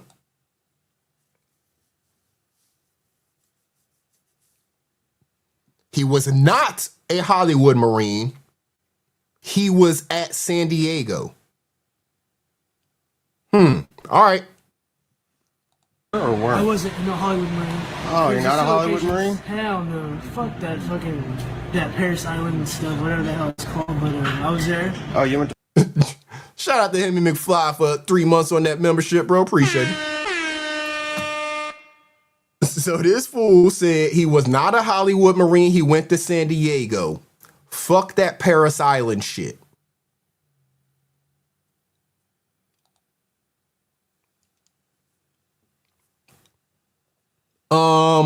Common sense, y'all. Common sense. Where's Paris Island? Where's San Diego? Just common sense now. I was not a Hollywood Marine. I went to San Diego. Fuck that Paris Island. South Carolina. Shit. Huh? How are the Hollywood Marines from Paris Island, South Carolina, when Hollywood and San Diego are much closer to one another? Make that make sense. You were or weren't? I wasn't in a Hollywood Marine. Oh, you're not a Hollywood Marine? Hell no. Fuck that fucking, that Paris Island and stuff, whatever the hell it's called. But I was there. Oh, you went to Paris Island? No, that's Hollywood stuff. I went to San Diego. I thought San Diego was Hollywood. No, Hollywood Marines are the other one. San Diego is where the action. Why do they call it Hollywood Marines? Because there's a difference between the location there. Yeah, they're both Marines, both Marine base. But those dudes have their own, they're so privileged and shit. Us, we had to fucking work and do shit. Yes, Paris Island is in South Carolina. This idiot here, I don't know where the hell he got his information from. The Hollywood Marines are what they call the ones from San Diego. Paris Island is in South Carolina, where the rest of them go. You know, oh, I'm from Paris Island, I'm a But Marine. I think the bulk of them pretty much go to Paris Island. So Paris Island is where Hollywood Marines are? Hollywood Marines, yeah. San Diego's where the fucking dirty motherfuckers do West Coast type of shit, you know what I mean? So don't fucking be fucking making us do extra shit, you know what I mean? Those motherfuckers that boot camp when you go there, all egoistic and all badass, but once you're alone, you know what I mean? We'll handle it. Yeah. But yeah, dude. You're out of handcuffs, but hey, I left the door fixed like you had it when I walked back there. Okay, thank you. So you were with 3-5? 3-5. Yes, sir. What was their motto? Oh, someone got shot. Someone got shot, yeah. Yeah, it's no surprise, but I mean, this is a bad area, so it's not really. Hey, isn't 3-5 the Magnificent Bastards? Isn't that what they call their battalion? All right, God bless you. Have a good night. 3-5's motto is Magnificent Bastards, right? Yes, sir. I thought it was Dark Horse. I'm pretty sure it's Dark Horse. Got him. See, when you're talking to somebody and you know they don't know what the fuck they're talking about, you can just lie to them, make up something, and they're going to agree with it because they figured out that you do know what you're talking about, and they think that you're telling them the truth, right? So you can get them to agree to some shit that don't make any sense and then flip it on them after they've agreed to it because you know he don't know what the hell he's talking about. That's. All right, God bless you. Have a good night.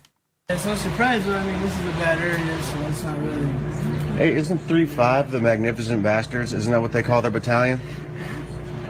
All right, God bless you. Have a good night. 3-5's motto is Magnificent Bastards, right? Yes, sir. I thought it was Dark Horse. Hold on, y'all.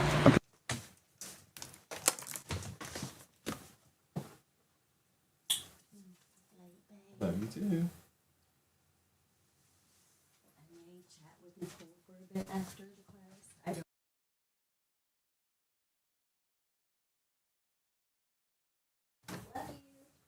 Love you too.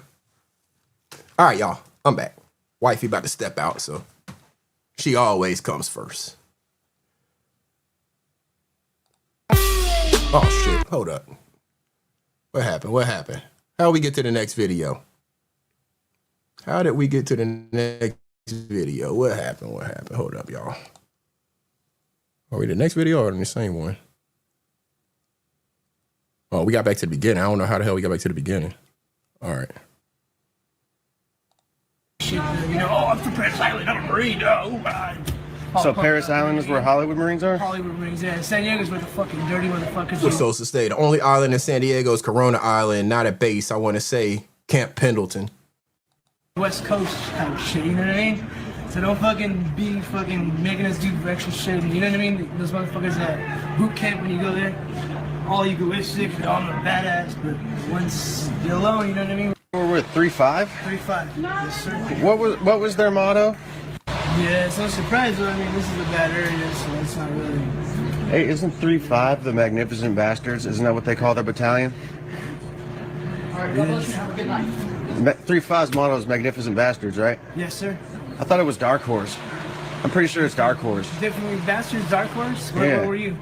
I was with 5th Marine Regiment, the headquarters in the comm company. Or the... Yeah, no, it's headquarters company. Where did I deploy? Iraq. Iraq? Yeah. That's right, man. It's fucking... Where'd you go to in Afghanistan? Weren't you in Afghanistan? I was in Afghanistan, then I went to fucking... When they had a little outbreak with Haiti. That was something. That's thankful I come fucking home. So... Wait, where... Right there, dude. Like, it's just... What about Afghanistan? Yeah, Where were you at? I was in the village. Which village in Afghanistan?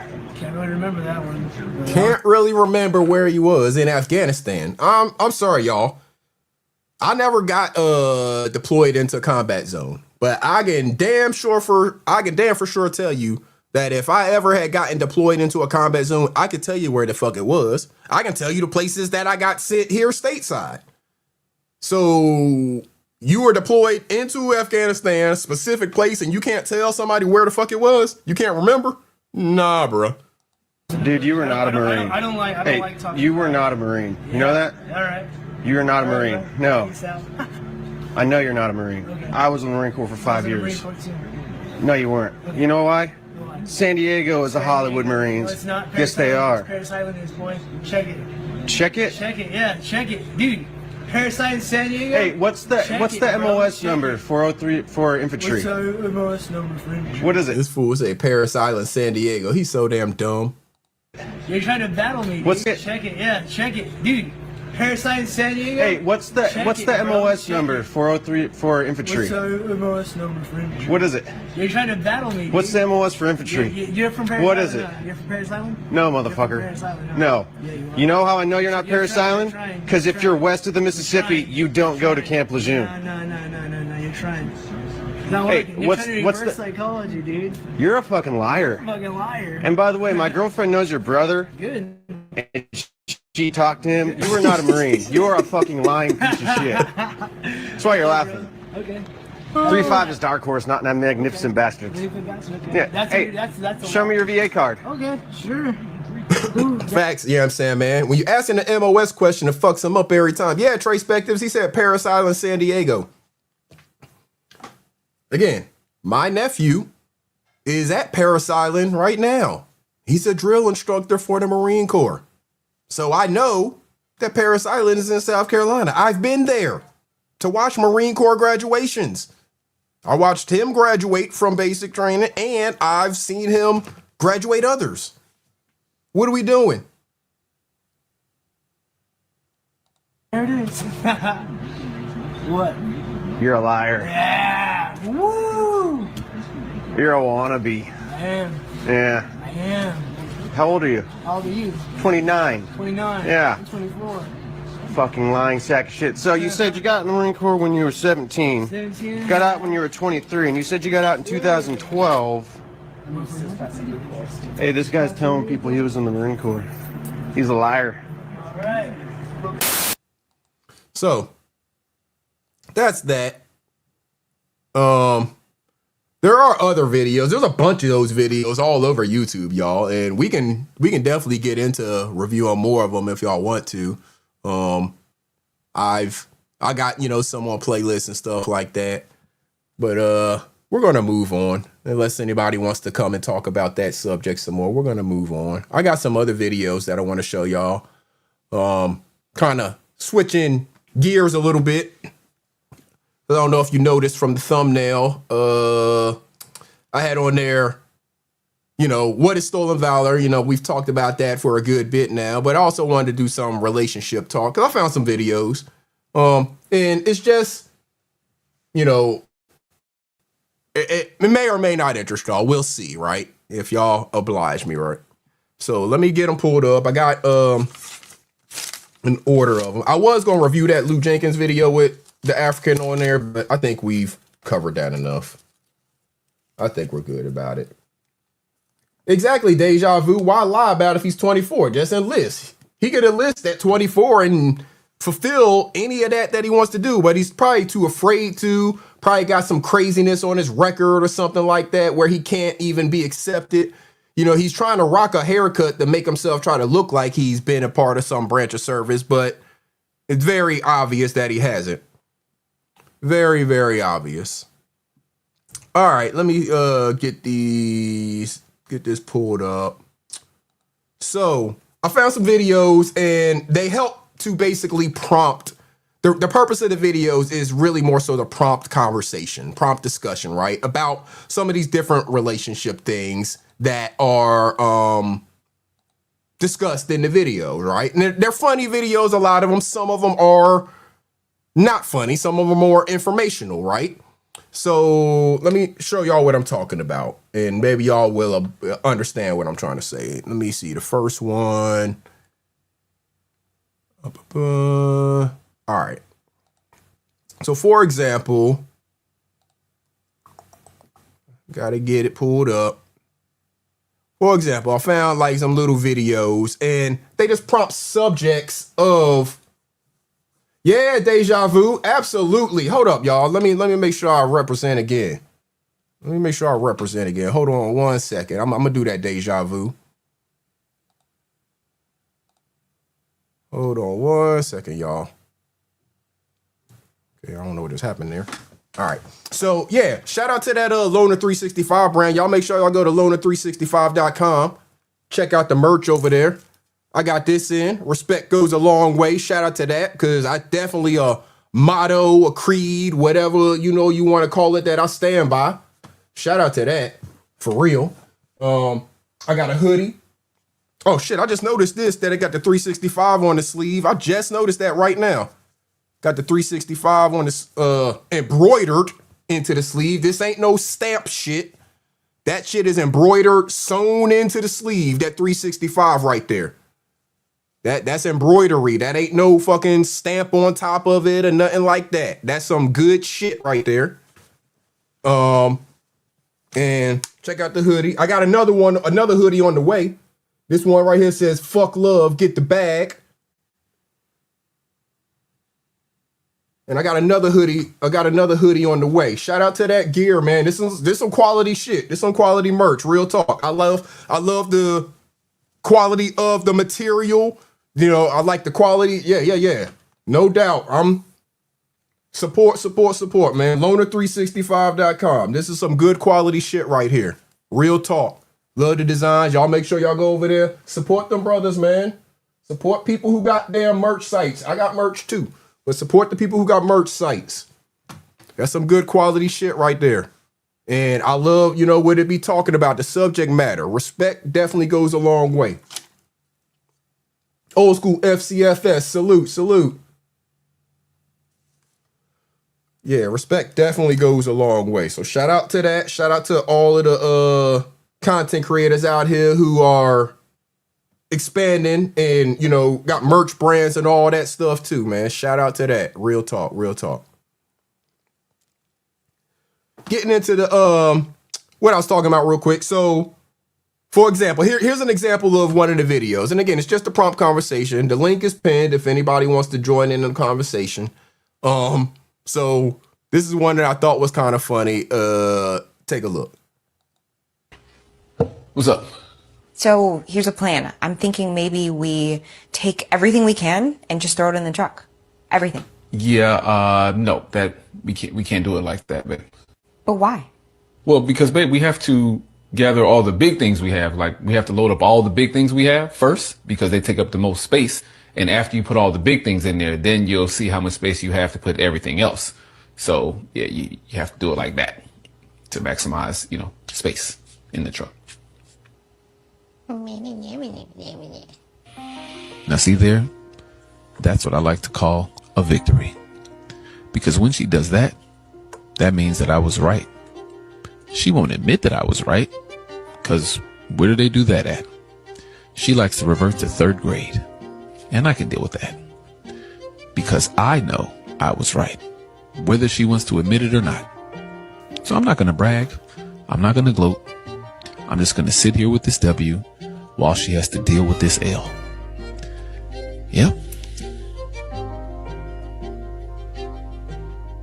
Babe, you ready to start now?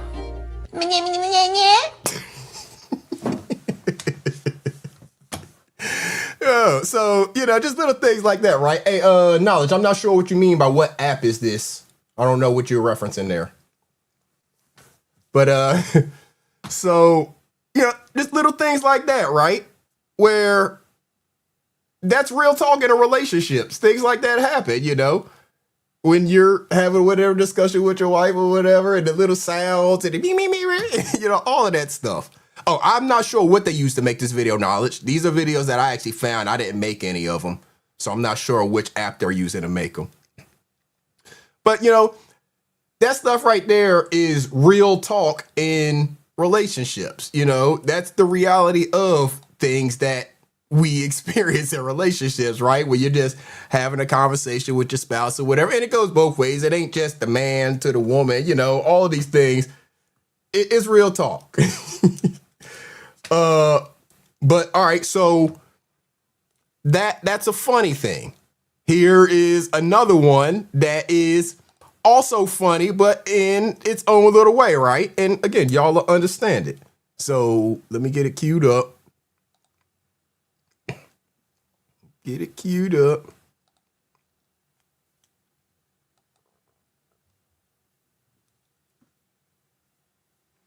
Yeah, I'm not sure, Knowledge. I'm not sure what app that they use to create those things. Like I know what you're talking about, the little cartoon thing like that and all of that, and you can put your own words and stuff to it. I'm not sure. Flip, what up?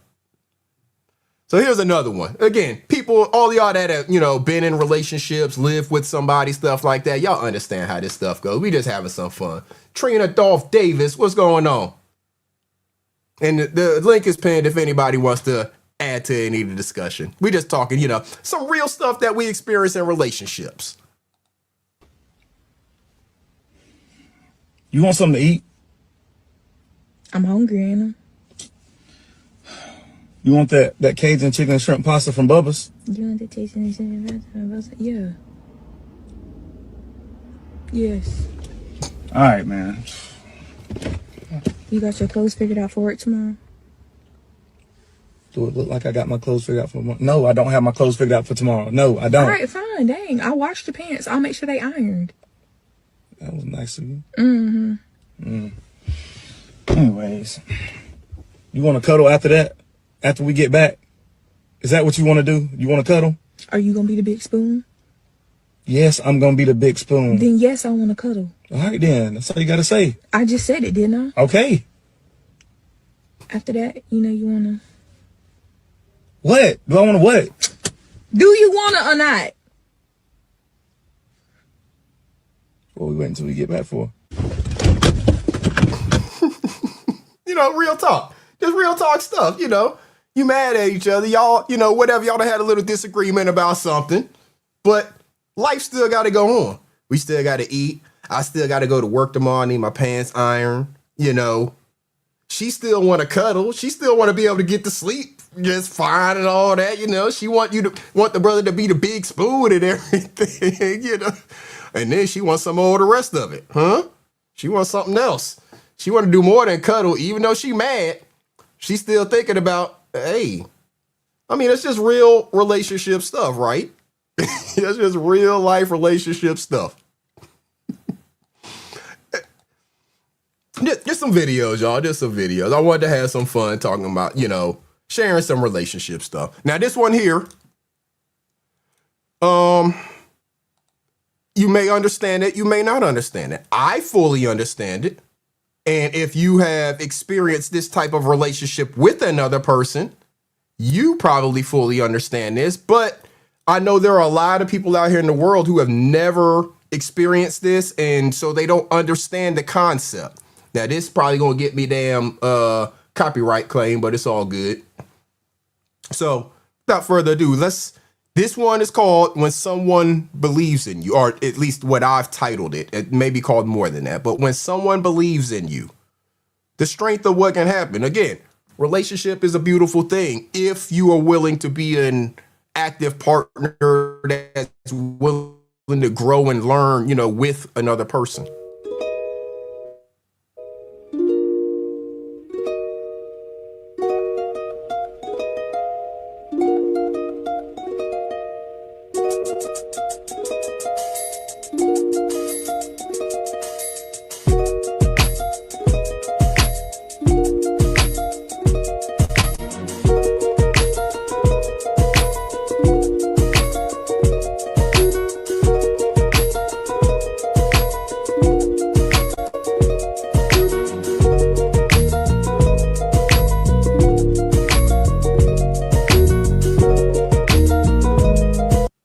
See, if you understand, you understand.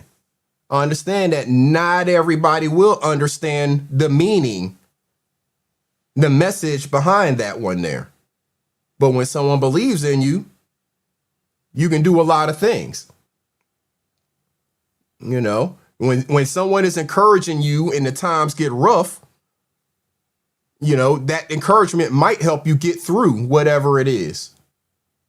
And then whenever, that love, whatever it is you need at the time, the fact that y'all are working together as a unit, even when people come and try to stray you away, you still have the focus on who it is that you're in this partnership with. But again, a lot of people don't seem to understand that. And, a lot of people that we're encountering on these YouTube streets definitely seem to be missing that in their lives,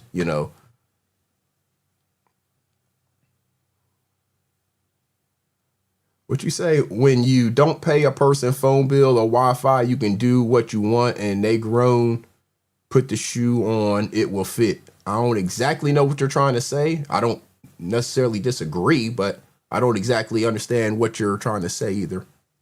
But salute for real. But yeah, so it's just relationship stuff, y'all. Relationships. It's a beautiful thing if you are willing to put the work in to make it that. It's not beautiful on its own. It takes you putting in the effort, necessary along with another person. Got another one. There's a funny one, y'all. Got a funny one for you. What are you doing? I'm cleaning up this mess your kids did. They wrote on our door. Who let them do that anyways? You. I let them do that. What are you using? A pad. Why is you using my pad? We didn't have no more magic erasers. That is not what that is for. Is it working? What is wrong with you? If it can handle your flow, it can handle some highlights. That is not what that is for. Is it working? It's for heavy fluids. Not fluids. for freaking water, marker. It works. What is wrong with you? This is a multi-use pad. It says multi-use. Max C. It works. What is wrong with you? Don't get mad at me because I'm smart.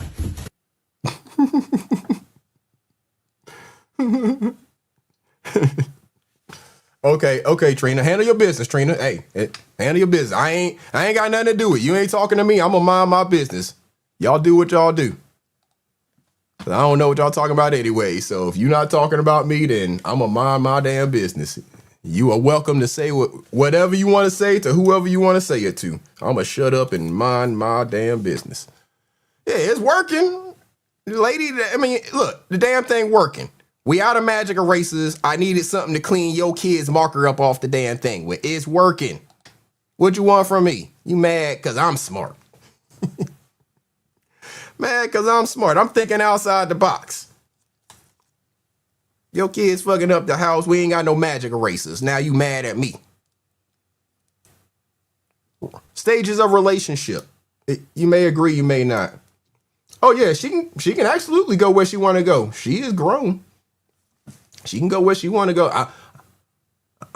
I'm not getting in that. I don't know who trying to stop her from going where she want to go, and I ain't getting in it. I'm not the one trying to stop her. So, welcome, Trina. You are welcome over here. I don't have no issues with you. Relationship you enter has 5 stages. And sadly, most people never make it past the second. Stage 1, the attraction stage. Butterflies, excitement, endless calls. Everything feels perfect, but it's just the surface. Stage 2, the conflict stage. Disagreements begin. You see their flaws, they see yours. Ego clashes, misunderstandings, and old wounds appear. This is where most relationships end. Stage 3, the healing stage. If you stay, you grow. You start listening, forgiving, learning.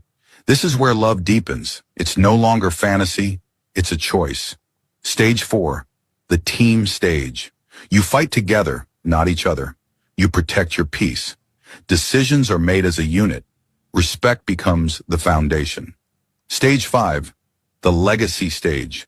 You've built more than love. A life, a mission, a future. It's not always passionate, but it's powerful. And that's real love. Most couples crash at stage 2 because conflict feels like failure. But it's actually the gateway to depth. Love isn't about avoiding storms.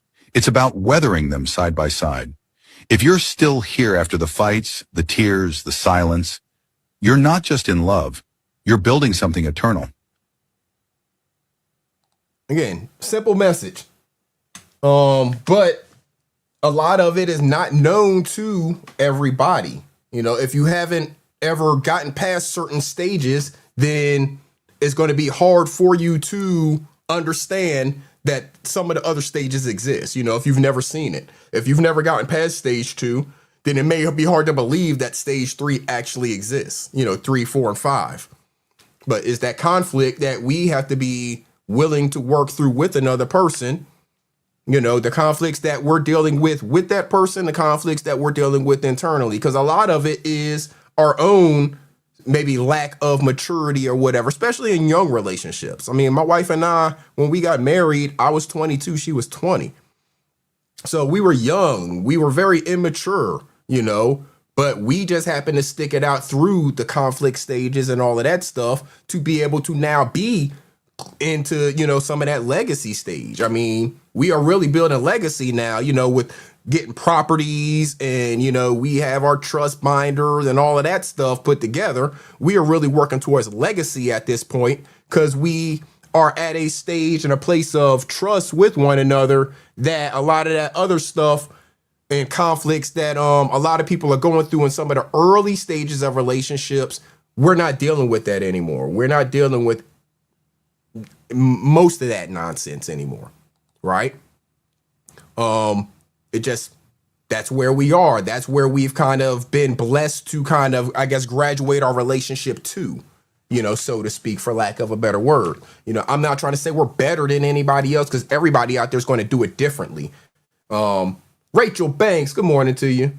Everybody's going to do it differently. But if you are willing to endure that rough time, that tough time, that conflict stage, there can be some beautiful things for you on the other end. So for all of the people that we hear talking so negatively about relationships, talking so negatively about, a woman ain't this or a man ain't this or whatever, I think a lot of them is just because they have not been fortunate enough to graduate beyond that stage 2 of conflict in any of their relationships. Yeah, it's easy to be attracted to somebody. It's easy for y'all to, be head over heels for one another. But what is going to happen when that conflict actually does come in a relationship? Can the two of you endure it together and get beyond it? That's the question that you got to ask yourself in your relationship, because I'm not asking it. I'm not in your relationship. Whether your relationship succeeds or not is none of my business. But these are things that you have to ask yourself, and you and your spouse or you and your partner, whoever it is, y'all have to be willing to have those honest conversations with one another about whether together y'all are willing to endure this, or if it's time for you to move on and go in different directions. Whenever you do get to the place of getting past the conflict stage and understanding that, yes, there are things that we're not going to agree on. There are times where we are going to be upset with one another, but at the end of the day, your well-being is still more important to me than seeing any harm come to you. You get situations like this. Another day is gone. So he about to eat some damn ramen because they mad at each other. They know that they not feeling each other right now. He about to make some damn ramen noodles. She not about to let her man eat some damn ramen when she can cook, you know. But he about to make some damn ramen, knowing that shit is terrible for the body. No matter how mad she is at him, she not about to let his ass eat that bullshit and put that shit in his body because she cares more about his well-being than anything else. I'm going to turn off the music.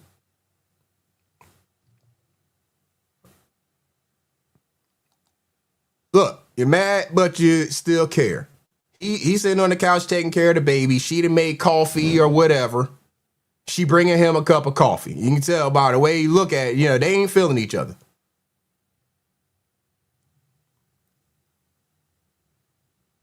Picking up the toy. She gonna bring down the little clothes hamper and help him.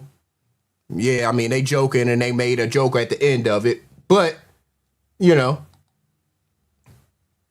he can't figure out how to work the damn dishwasher. She come in, show him how to do the shit, and just walk the fuck away. But she freaking out.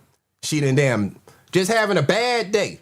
She done dropped the damn spatula on the ground, left the damn the handle. Hold up, left the handle of the pan hanging out. She ain't thinking about it. She just, you know, her brain all fucked up because they probably just got done having some discussion and, you know, but she in there trying to cook something. She dropped the spatula. Instead of letting her stand up and fuck herself up, hit her head, he gonna move the damn pan out the way, you know, because you still care about the person. No matter what y'all got going on, you still care about this person's well-being. Just a part of being in a relationship. I mean, it's just regular shit, you know. Can't open it, take care of it, walk away. You know, not going to let her carry that shit down the stairs. Why? Because you're a man for your woman and she don't need to be carrying shit down the stairs if you can carry it for her, right? This one right here seems more staged than anything. Yeah, it would have messed the weave up, knowledge. That's a fact. It would have messed the weave up. But again, just trying to show that there is beauty in relationship. Even when you're not totally feeling each other in the moment because you're of a disagreement for whatever reason, there's still Wabatube Network in the building. Salute, sis. Appreciate you coming through. There's you still got love for your person. You still care about the well-being of whoever it is that you have in your life. That's the point that I'm trying to make with that. That's the point that I'm trying to make with that.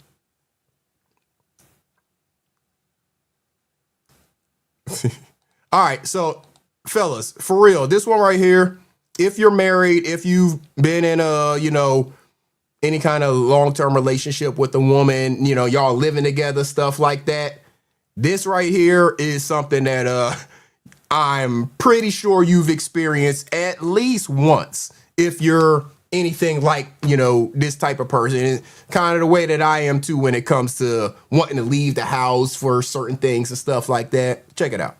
I'm gonna run to the store. Do you want to come with me? Do you want me to? I mean, do you want to? Not really.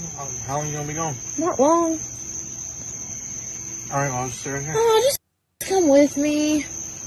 Well, do you want me to come with you or not? I mean, yeah, but I want you to want to come with me. Okay, I want to come with you. Okay.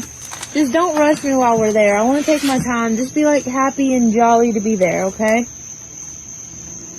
Then why? Why don't I just stay at home then? You can go do your thing. Because I like when you're with me. But I like when you're happy when you're with me. I don't want you huffing and puffing because it's going to take me a minute in the store. That's fine. I'll just go sit in the car. No, because I want you to be in there with me and holding my hand and smiling. Well, make up your damn mind. Make up your damn mind. Hey, but that's real life. That's real life sometimes. Because I don't be wanting to go to the damn store. All right, fine. I'll go. Like, I'll drive with you. But you go in and do the stuff. But you want me to be, no, I don't want to. No, I don't want to go at all. You know? No, I didn't want to go to begin with, but you've encouraged me to want to be close. Now you want me in there being happy. No, I can't do all of that. I can't do all of that. I'm not going to be able to do it.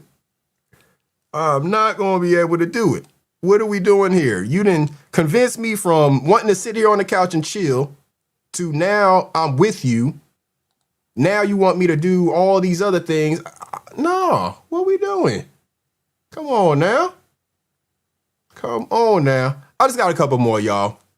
If ain't nobody gonna hit the link, we gonna get up out of here. I just got a couple more. Just wanted to share them with you, you know. Yeah, like going at Walmart or something like that. No, I ain't trying to be in no great big ass store like that. KTC, salute. Right. Hate being in the store all day. Get what I need and go. That's the way I am too. I'm there to go get something specific, get that shit, and I'm getting up out of here. I ain't trying to be all up in there just browsing around, looking at shit. No. I'm about to go grab something to eat. You want something? No, I'm good. All right. Hold on. Wait a minute. I'm good. Let me go grab myself something to eat and walk in this house without no food for her, even though she said I'm not hungry. Fool me once. Nah, not happening. Right. So I'll grab you some fries. Babe, I said I was good. Do you want the Chick-fil-A sauce or sweet sriracha? Chick-fil-A. Hey, babe. Yeah. So, what's for dinner tonight? What's for dinner? Translation, I'm hungry. Translation, what are you making for dinner? Translation, what am I waiting for you to make for me for dinner? Just say something. Say anything. Say something. I don't know. Salmon. Salmon. Sweet. Yeah. Thanks, man. That's real life. That is real life. I wish I would say I'm going to get something to eat. And she say she good. She don't want nothing. And then I come back with some fries or something like that. She gonna want to eat some of the damn fries. So I'm gonna go ahead and just get her some of her own. It's guaranteed. Can't come in the house with some fries or something and you think that she ain't gonna want at least one or something, you know what I'm saying? And then, you know, she got to translate the other way. Yeah, what's for dinner? What's for dinner? You can say anything. If you making dinner, it don't matter what the hell you say you making. It's all good. That's fact, NC lady. You got to be like, nah, I ain't going. No, nope, I'm not going. Where you going? Which store? Nope. I know that means at least an hour. Nah, I ain't got that kind of time. I ain't got that time. See, look at deja vu, y'all. That's the same shit my wife be saying. That's the same shit my wife be saying. She don't want her own food because my food tastes better. Look at Kiss My Cheek. See, y'all know. Y'all women know how y'all do. Y'all don't want your own food. You only want it because we got it. Y'all know how it is. That's funny. That is funny, but it's the truth. That's real life. And unfortunately, some of these people that we deal with on these internet airwaves just don't understand and have never experienced that before. You know, never really experienced that. Number one, I should be thinking about her. You know, you said his fries do taste better, highly favorite. See?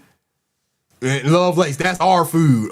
See? I know how y'all women do. And it's okay when you have a partner that you are building with, that you are growing with, As a man, you don't even think about it no more in that way. You don't care. You know what's going to happen, you know? You know that's a part of what you signing up for when you got this woman. And it's all good. It's not that big of a deal. It's a joke in reality. But there are sadly some of the people that we are coming across who have never experienced that. They have never at all experienced anything like that. And it's unfortunate. You know, they call us selfish and all types of stuff. No, it's just a part of what you signed up for. It's all good. It ain't that big of a deal. It ain't like she taking food out of my mouth and keeping me hungry or something like that. No, it's just a part of the deal. So, hey, I know I'm going to get, if I'm really hungry, I'm going to get more, you know, because I know she going to want some if she not getting her own, or I'm just going to bring her own. But I know she going to want to reach over. That's just the way it is. And it's okay.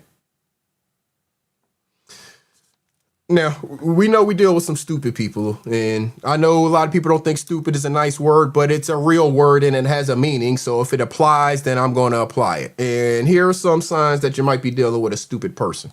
Signs of a stupid person. You may want to save this video for later and pass this on to someone who needs it. 1. A constant need to be right. People who can't consider other perspectives or admit they might be wrong reveal low self-awareness. They reject feedback and stay stuck. 2. Blaming others for everything. Instead of owning their actions, they shift responsibility onto anyone but themselves, which keeps them from growing. 3. Talking more than listening. They dominate conversations, ignore what others say, and care more about their own voice than learning anything new. 4. Refusing to learn. Whether it's avoiding challenges or dismissing advice, a closed mind keeps them stagnant, while smarter people stay curious and adaptable. 5. Overconfidence without substance.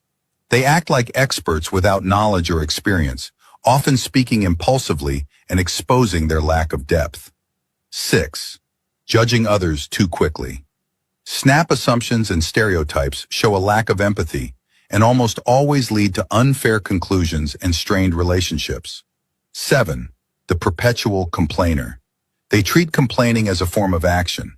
They identify problems but offer no solutions and have zero tolerance for anyone who suggests effort. A stupid person points out what's wrong. A smart person finds a way to fix it.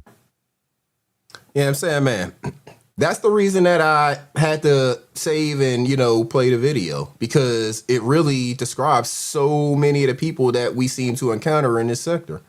They can't hear anything. They can't listen to anybody else's point of view. Nobody else can be right. You know, it's just the same thing over and over again. And I just have to look at them as a stupid person, because for 3-4 years, they've been doing the same thing.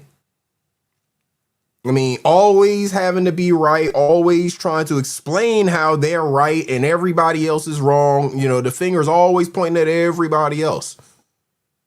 So I just have to put people where they are. You know, again, I know stupid is not a word that seems nice to some people, but it is a word. It's in the dictionary. It has a meaning, and it applies to so many of the people who we're encountering. And they don't have to be that way. They choose to be that way. These are adults we're talking about.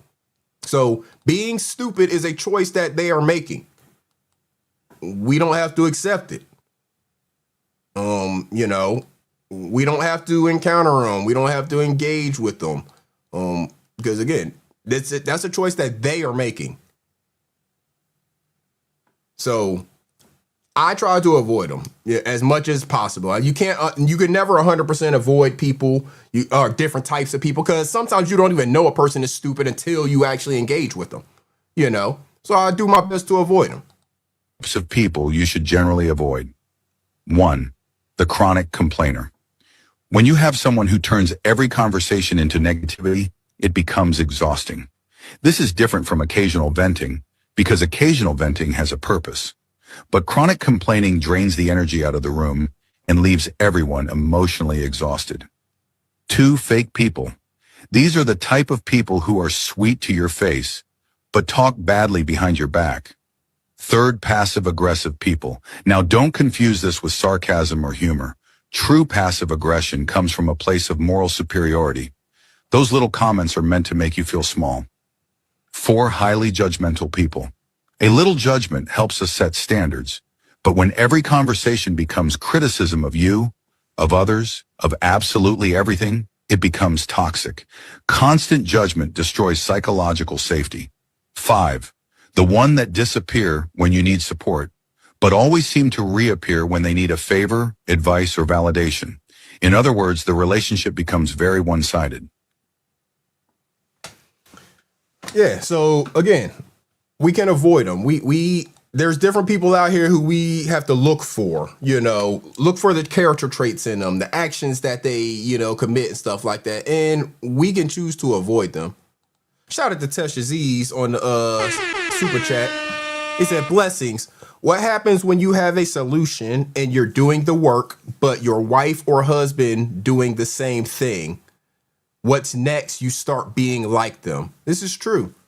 You, if you have a wife or a husband or whatever, and y'all are working, kind of doing things around each other together and stuff, you become more and more like your spouse, your partner, whoever your partner is in life. You become more and more like them for sure. Especially if y'all are doing, the same things and stuff like that.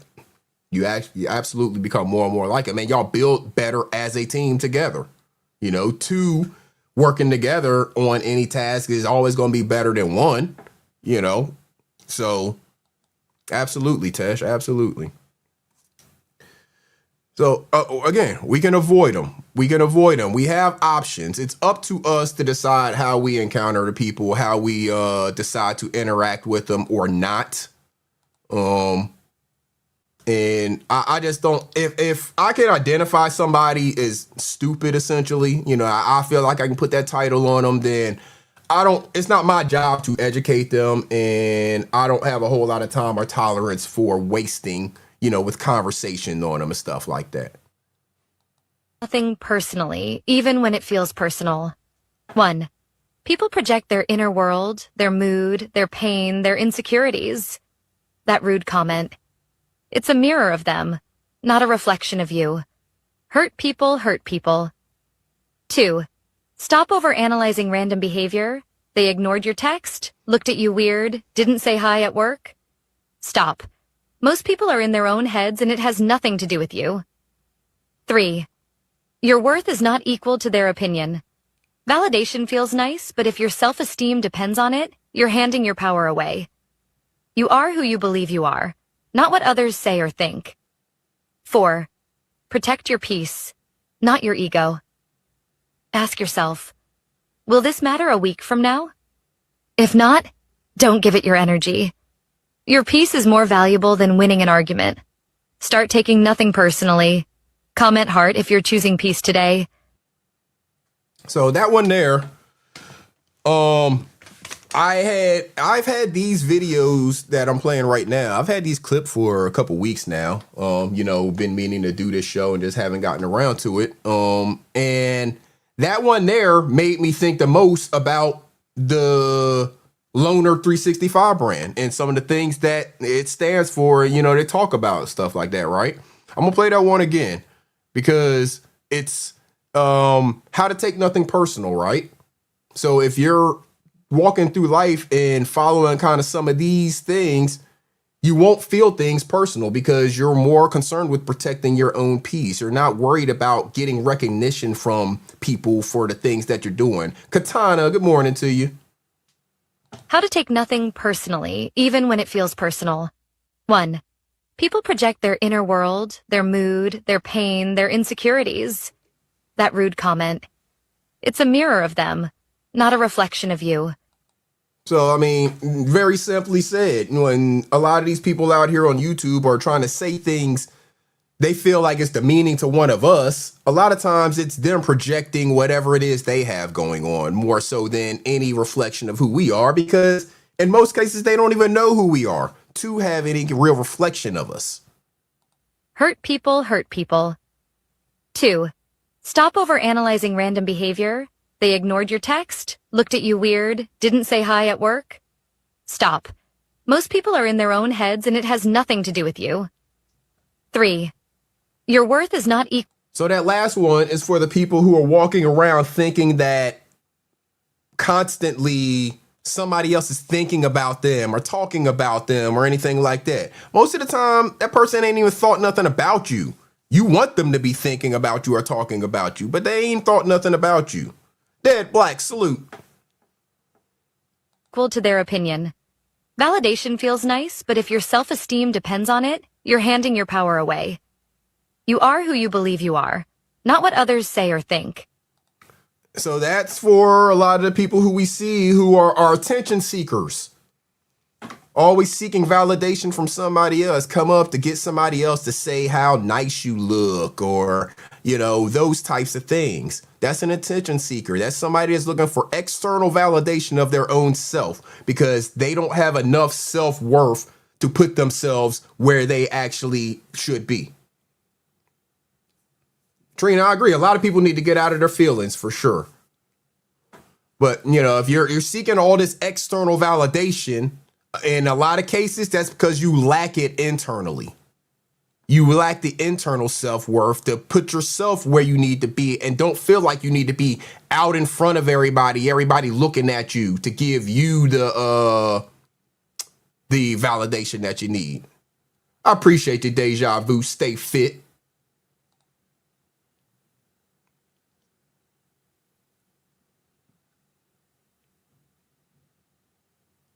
Uh-oh, my video's supposed to be playing. I don't know what's happening. 4. Protect your peace, not your ego.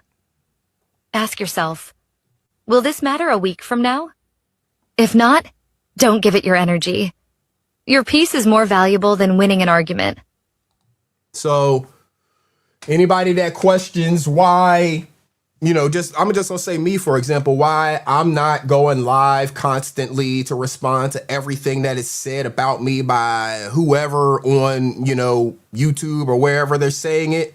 It's because I protect my peace.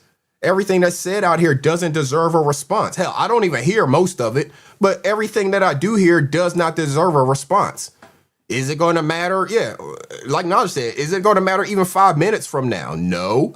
Is it going to change whether or not I'm able to pay my bills or, you know, take care of my household? No, then I'm not probably going to give it a whole lot of energy, you know. As y'all see, a lot of the people who have said things about me and I've addressed, a lot of cases it's because we've had some kind of other relationship prior to, you know, and that person did something that I felt like violated our relationship. So I addressed them. And I typically only address them one time. And I leave it at that. And I move on. That's how y'all have seen me operate. And so Pop said there was no boot camp at Fort Gordon, even when he went through in 76, going back to that Stolen Valor conversation. So that guy that said that he went to boot camp at Fort Gordon and then went to Paris Island and all that stuff. Yeah, that was nonsense. Start taking nothing personally. Comment heart if you're choosing peace today.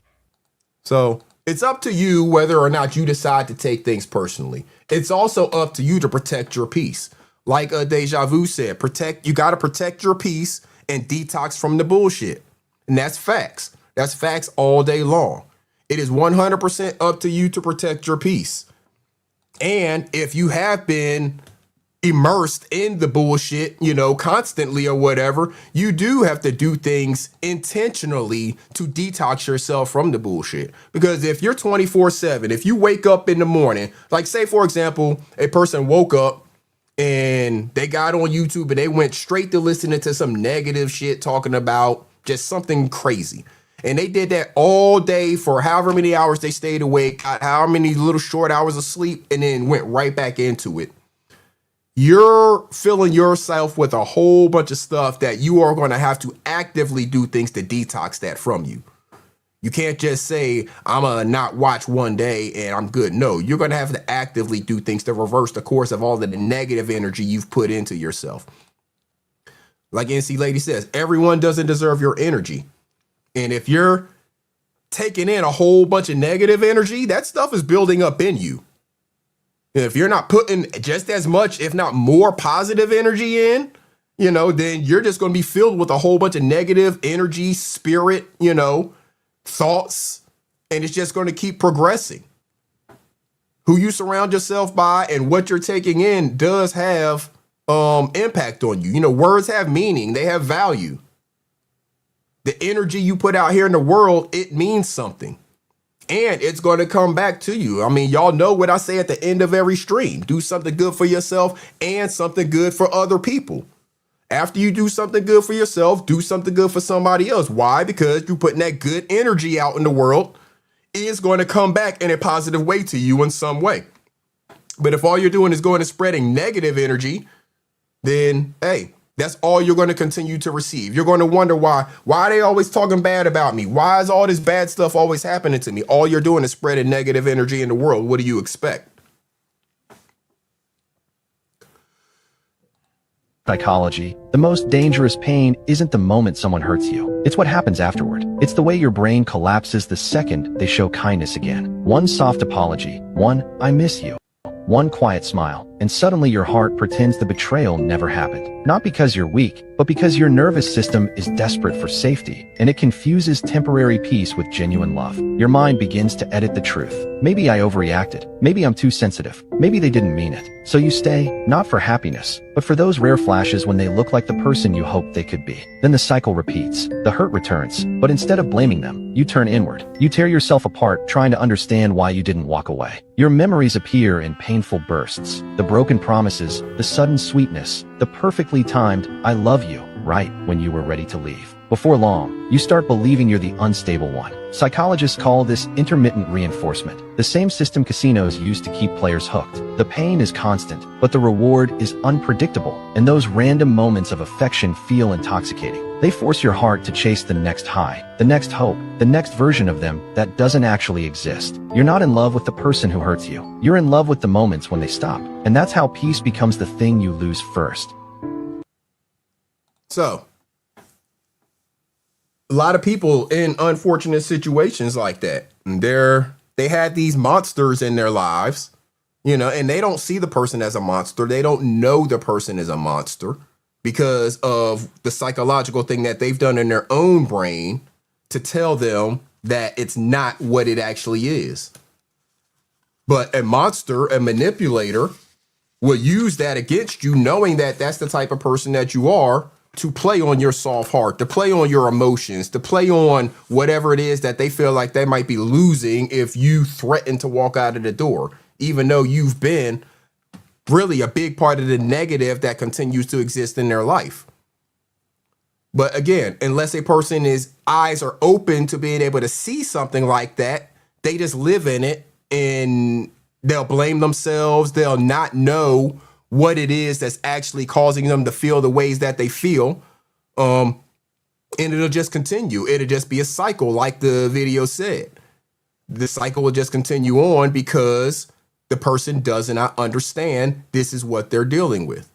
So people have to be careful of getting themselves caught up in a cycle with a monster who from the beginning was just looking to take advantage of them.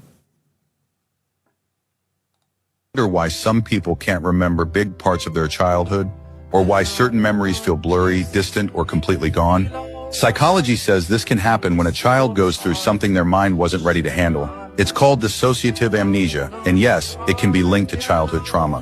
When a child is overwhelmed by fear, abuse, neglect, or even constant emotional chaos, their brain does something protective. It shuts the door. It hides the memory so the child can survive the moment.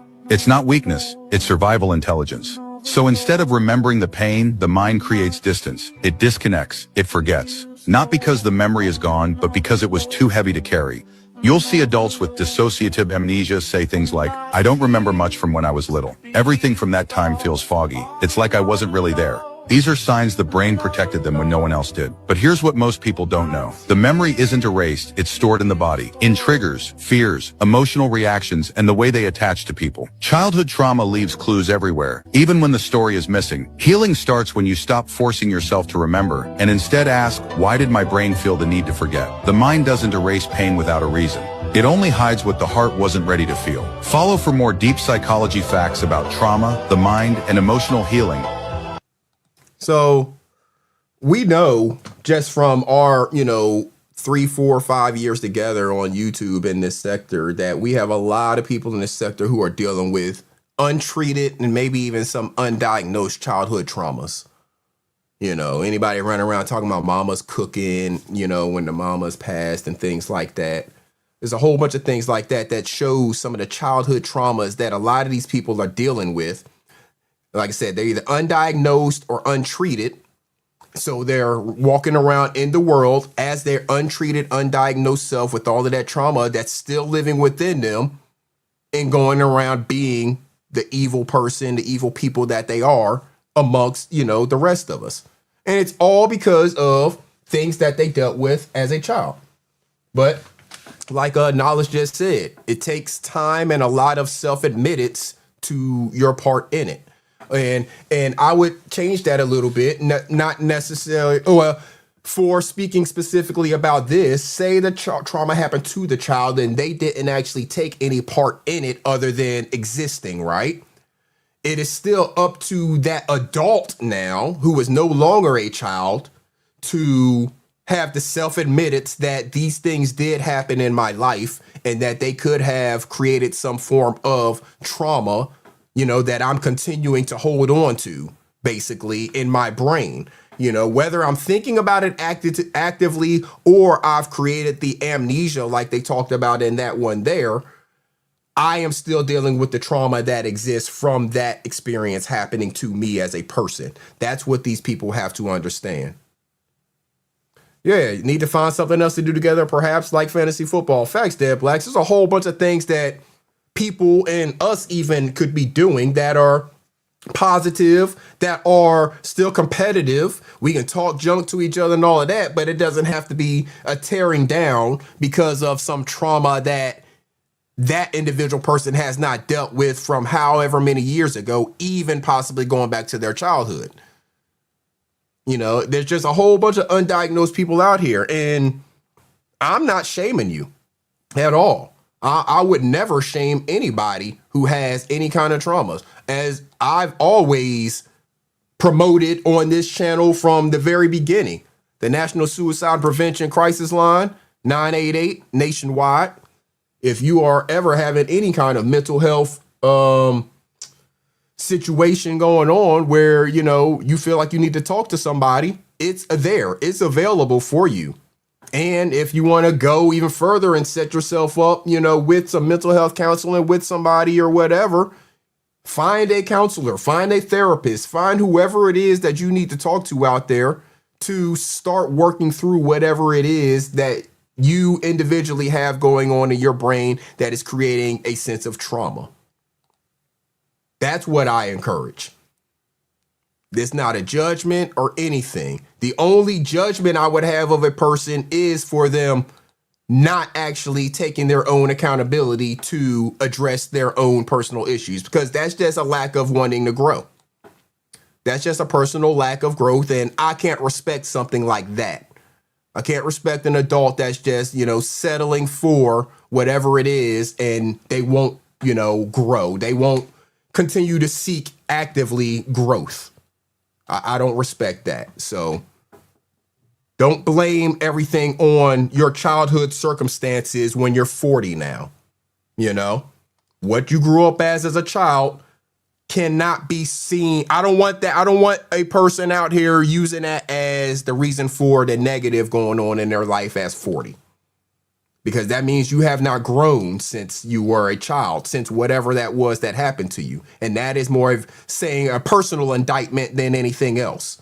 You want to continue to be the victim from whatever the experience was, but you're no longer a child. And you chose to not grow after that experience happened to you. You have to make the choice to grow past that and not let that experience define who you are. King Mafia Anthony in the building. Yo, what up? So we're about to get up out of here. I got I'm gonna do one more video. Actually, I probably got two more, and then we're gonna get up out of here. One person in every family who feels like they don't belong. Not because they are wrong, but because they see everything too clearly. Psychology calls them the black sheep, the one who questions things everyone else accepts, the one who refuses to follow broken traditions, the one who feels everything a little too deeply. They're labeled dramatic, rebellious, difficult, when in reality they're the only ones brave enough to break the cycle. This is the child who grew up watching things others pretended not to see, the one who sensed tension before anyone spoke, the one who learned to survive alone, even while surrounded by people. And because they think differently, love differently, and dream differently, their own family treats them like a glitch in the system. But here's the truth nobody tells them. They aren't the problem. They are the pattern breaker, the cycle ender, the one who carries a heart too honest for the environment they grew up in. If you always felt like the outsider, you're not lost. You're just becoming the person your family wasn't ready for. Send this to the black sheep who finally decided to choose peace over approval. Shout out to Knowledge. You say I'm in your business. Hey, shout out to all the black sheep out there. Shout out to the people who were willing to go against the grain. You know, not do everything just as they saw everybody else doing it, you know. Shout out to you for being willing to endure whatever comes with going against maybe the family. Like the family may all do things a certain way or said that you were supposed to do it this way. They all see things the same way and you dare to see things a little bit differently than them. And I'm sure you're probably reaping the rewards and benefits. Absolutely, Lovelace. Peace over approval. Peace over approval. I love that. Seek your own peace. Your own self-peace, even if that means that you got to go against the grain of what your family even thinks. Because look at what they're receiving from the way they think, right? And then think about what you want. Do you want the exact same things that they have? Whoever it is that's telling you that you have to think a certain way, do you want what they've achieved or do you want different? I'm not going to say more or less. Do you want different? If you want different, then you're probably going to have to think a little bit differently than that person.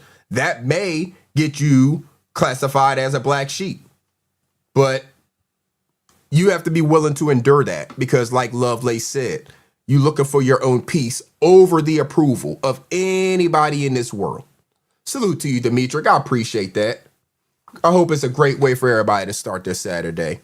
We're going to do one more video and then, like I said, I'm going to get up out of here, y'all. So last one. Never post selfies, barely update their status, and keep their life private. Psychology says those people are not hiding. They are revealing more than you think. Here is what their silence says. 1. Privacy is power.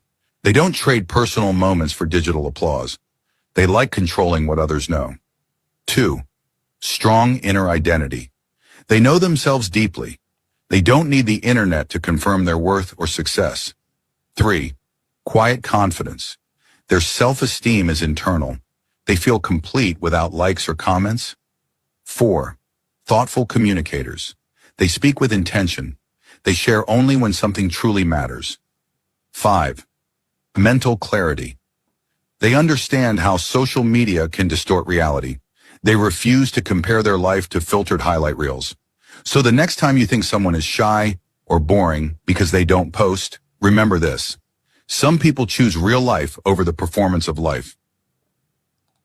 So, I mean, you just got to understand that there's some of us out there who are not looking to get on social media and make ourselves out to be some big thing. You know, Stoner, I see you. TP, King Spective, salute. You know, some people don't care about this flossing and jumping on the internet and trying to make yourself to be big and bad or anything. Your privacy is definitely more important. King Specs, I agree. Privacy is everything. Privacy is everything. And some people don't understand this. They want to put everything out. They want to live their life on social media. All day, every day, everything's on social media. That shit gonna get you caught up.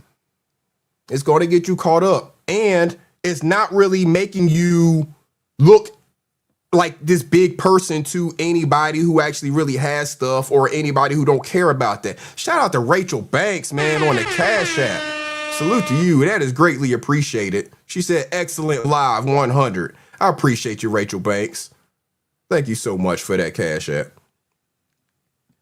Yeah. I mean, people just got to understand that the way that you're living your life on social media, it says a lot about you. Now, I understand there's some people on here who are kind of in an actor mode, you know. They're doing certain things a certain way, and some of those people exist. Pick and choose TV Slim in the building. Shout out to them Capo boys.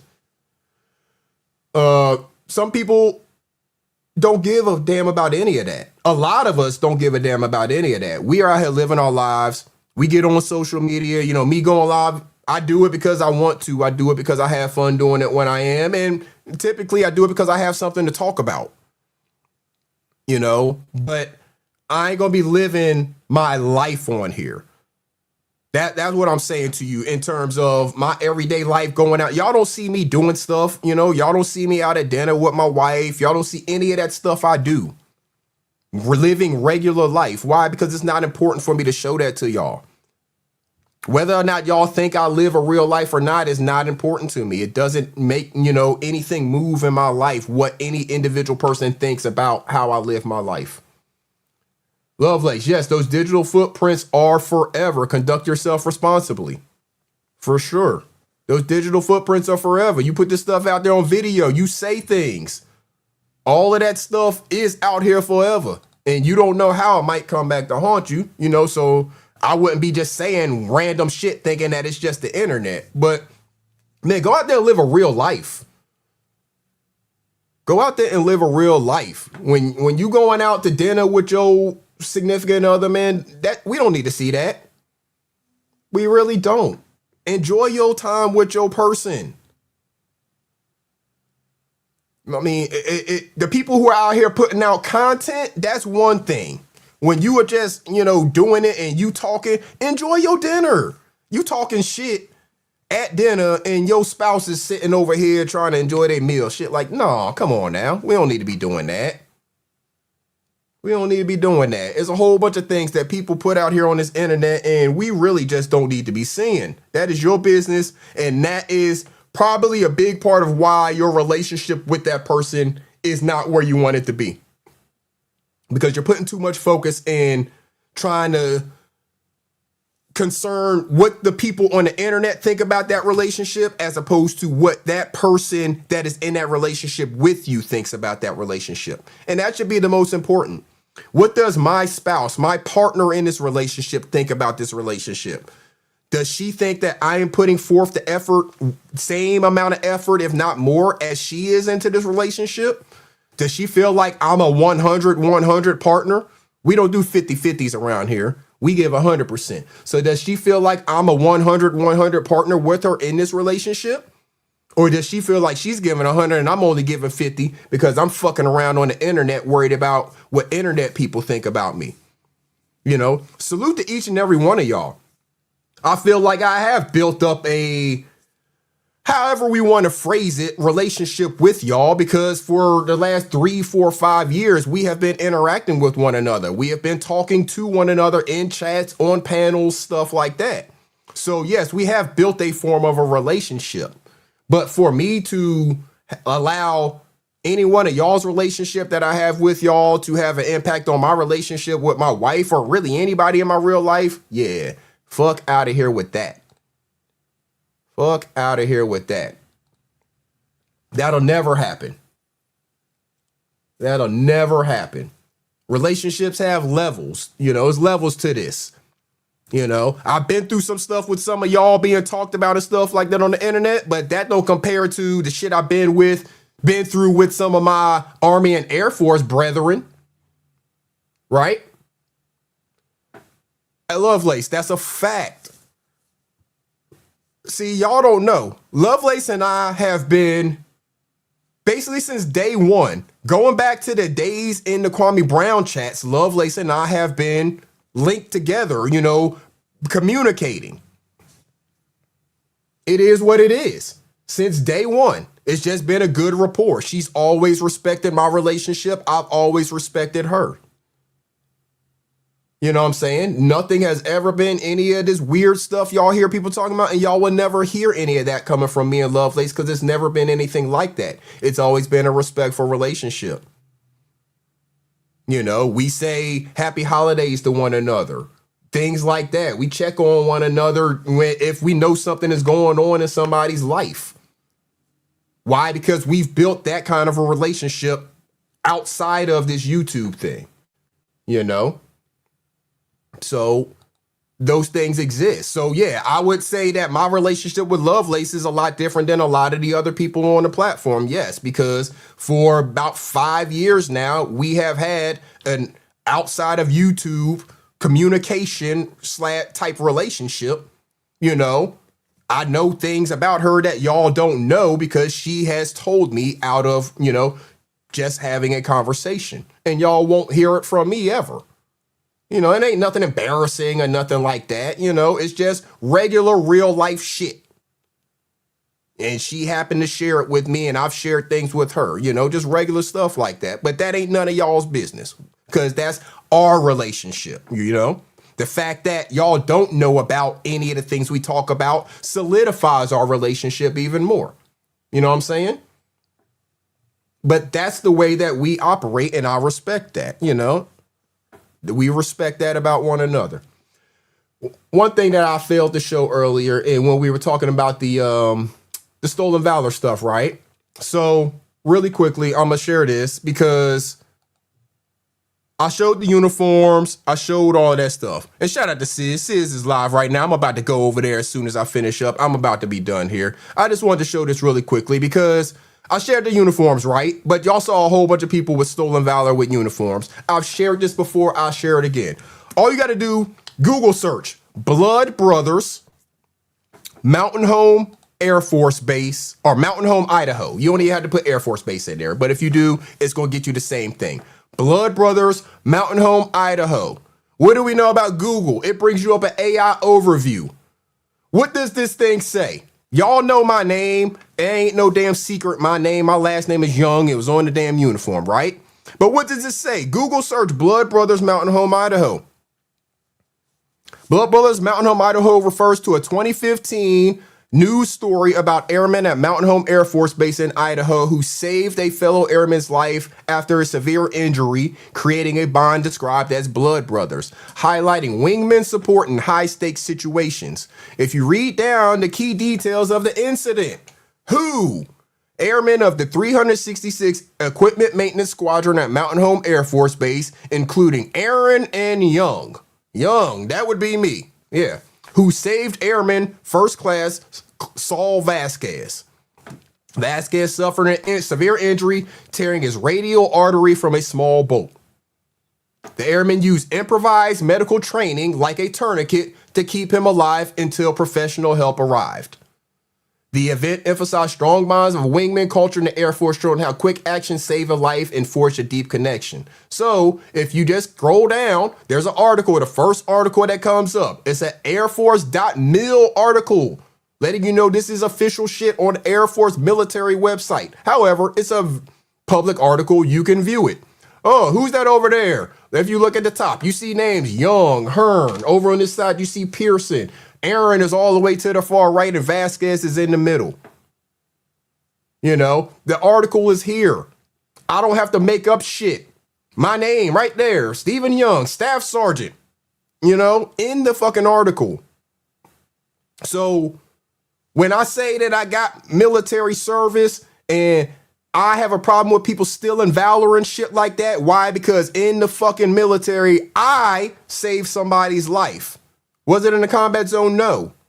But would this young man be alive had we not taken the action that we taken? Probably not. He would have bled out on the scene because he cut the radial artery in his arm and blood was squirting out like on a fucking movie as he was walking across the fucking floor. So what did we have to do? Think in split second, what the hell do we need to do? So who do you see in the picture? Yeah, that's me all the way on the far left. No, we are not models posing. We are all people who were there. when the shit happened. That's Aaron, Master Sergeant Jason Aaron on the far right, the white bald head guy. In the middle are other people who were there and assisted with it. Hearn, my homie, he was there. He's actually Vasquez's supervisor at the time, and he was helping us with the whole process. Because what did we do? We weren't at medical plate facility. We were way the fuck at a hangar, working in a hangar. We put his ass in the back of a pickup truck driven by Sergeant Pearson right here. We're in the back of the pickup truck and she driving. I'm laying in there. I got Vasquez pulled in there, trying to hold him up in between, me, and Sergeant Aaron's on the side. Sergeant Aaron takes his belt off and uses that to make a tourniquet to stop him from bleeding out because he got blood squirting all over the fucking place. And we're hauling ass going to the hospital. So when we say that motherfuckers have real stories about shit, that motherfuckers shed blood and had blood shed on them, motherfuckers did shit to save lives from the training and stuff that they experienced. This is why we have a problem with fake motherfuckers like the African out there fronting like they've done anything to actually drop blood themselves or have any blood spilled on them doing the fucking work in the United States military. This is why we don't tolerate that shit and why we will fuck you up if we ever see you in person trying that shit. Shit like this. I don't do this for no recognition. We didn't even get any fucking military recognition for the shit. Wasn't doing it for that. This young man would have fucking died. He would have bled out right fucking there. Your radial artery is a major fucking artery in your arm. You will bleed out from that shit if you don't stop the bleeding. So what are we doing here? You ain't gonna just get away with that shit, bruh. You're not going to get away with it and nobody say anything. Fuck your military ties and all of that shit. If you weren't in, take that fucking veteran hat off and never wear it again.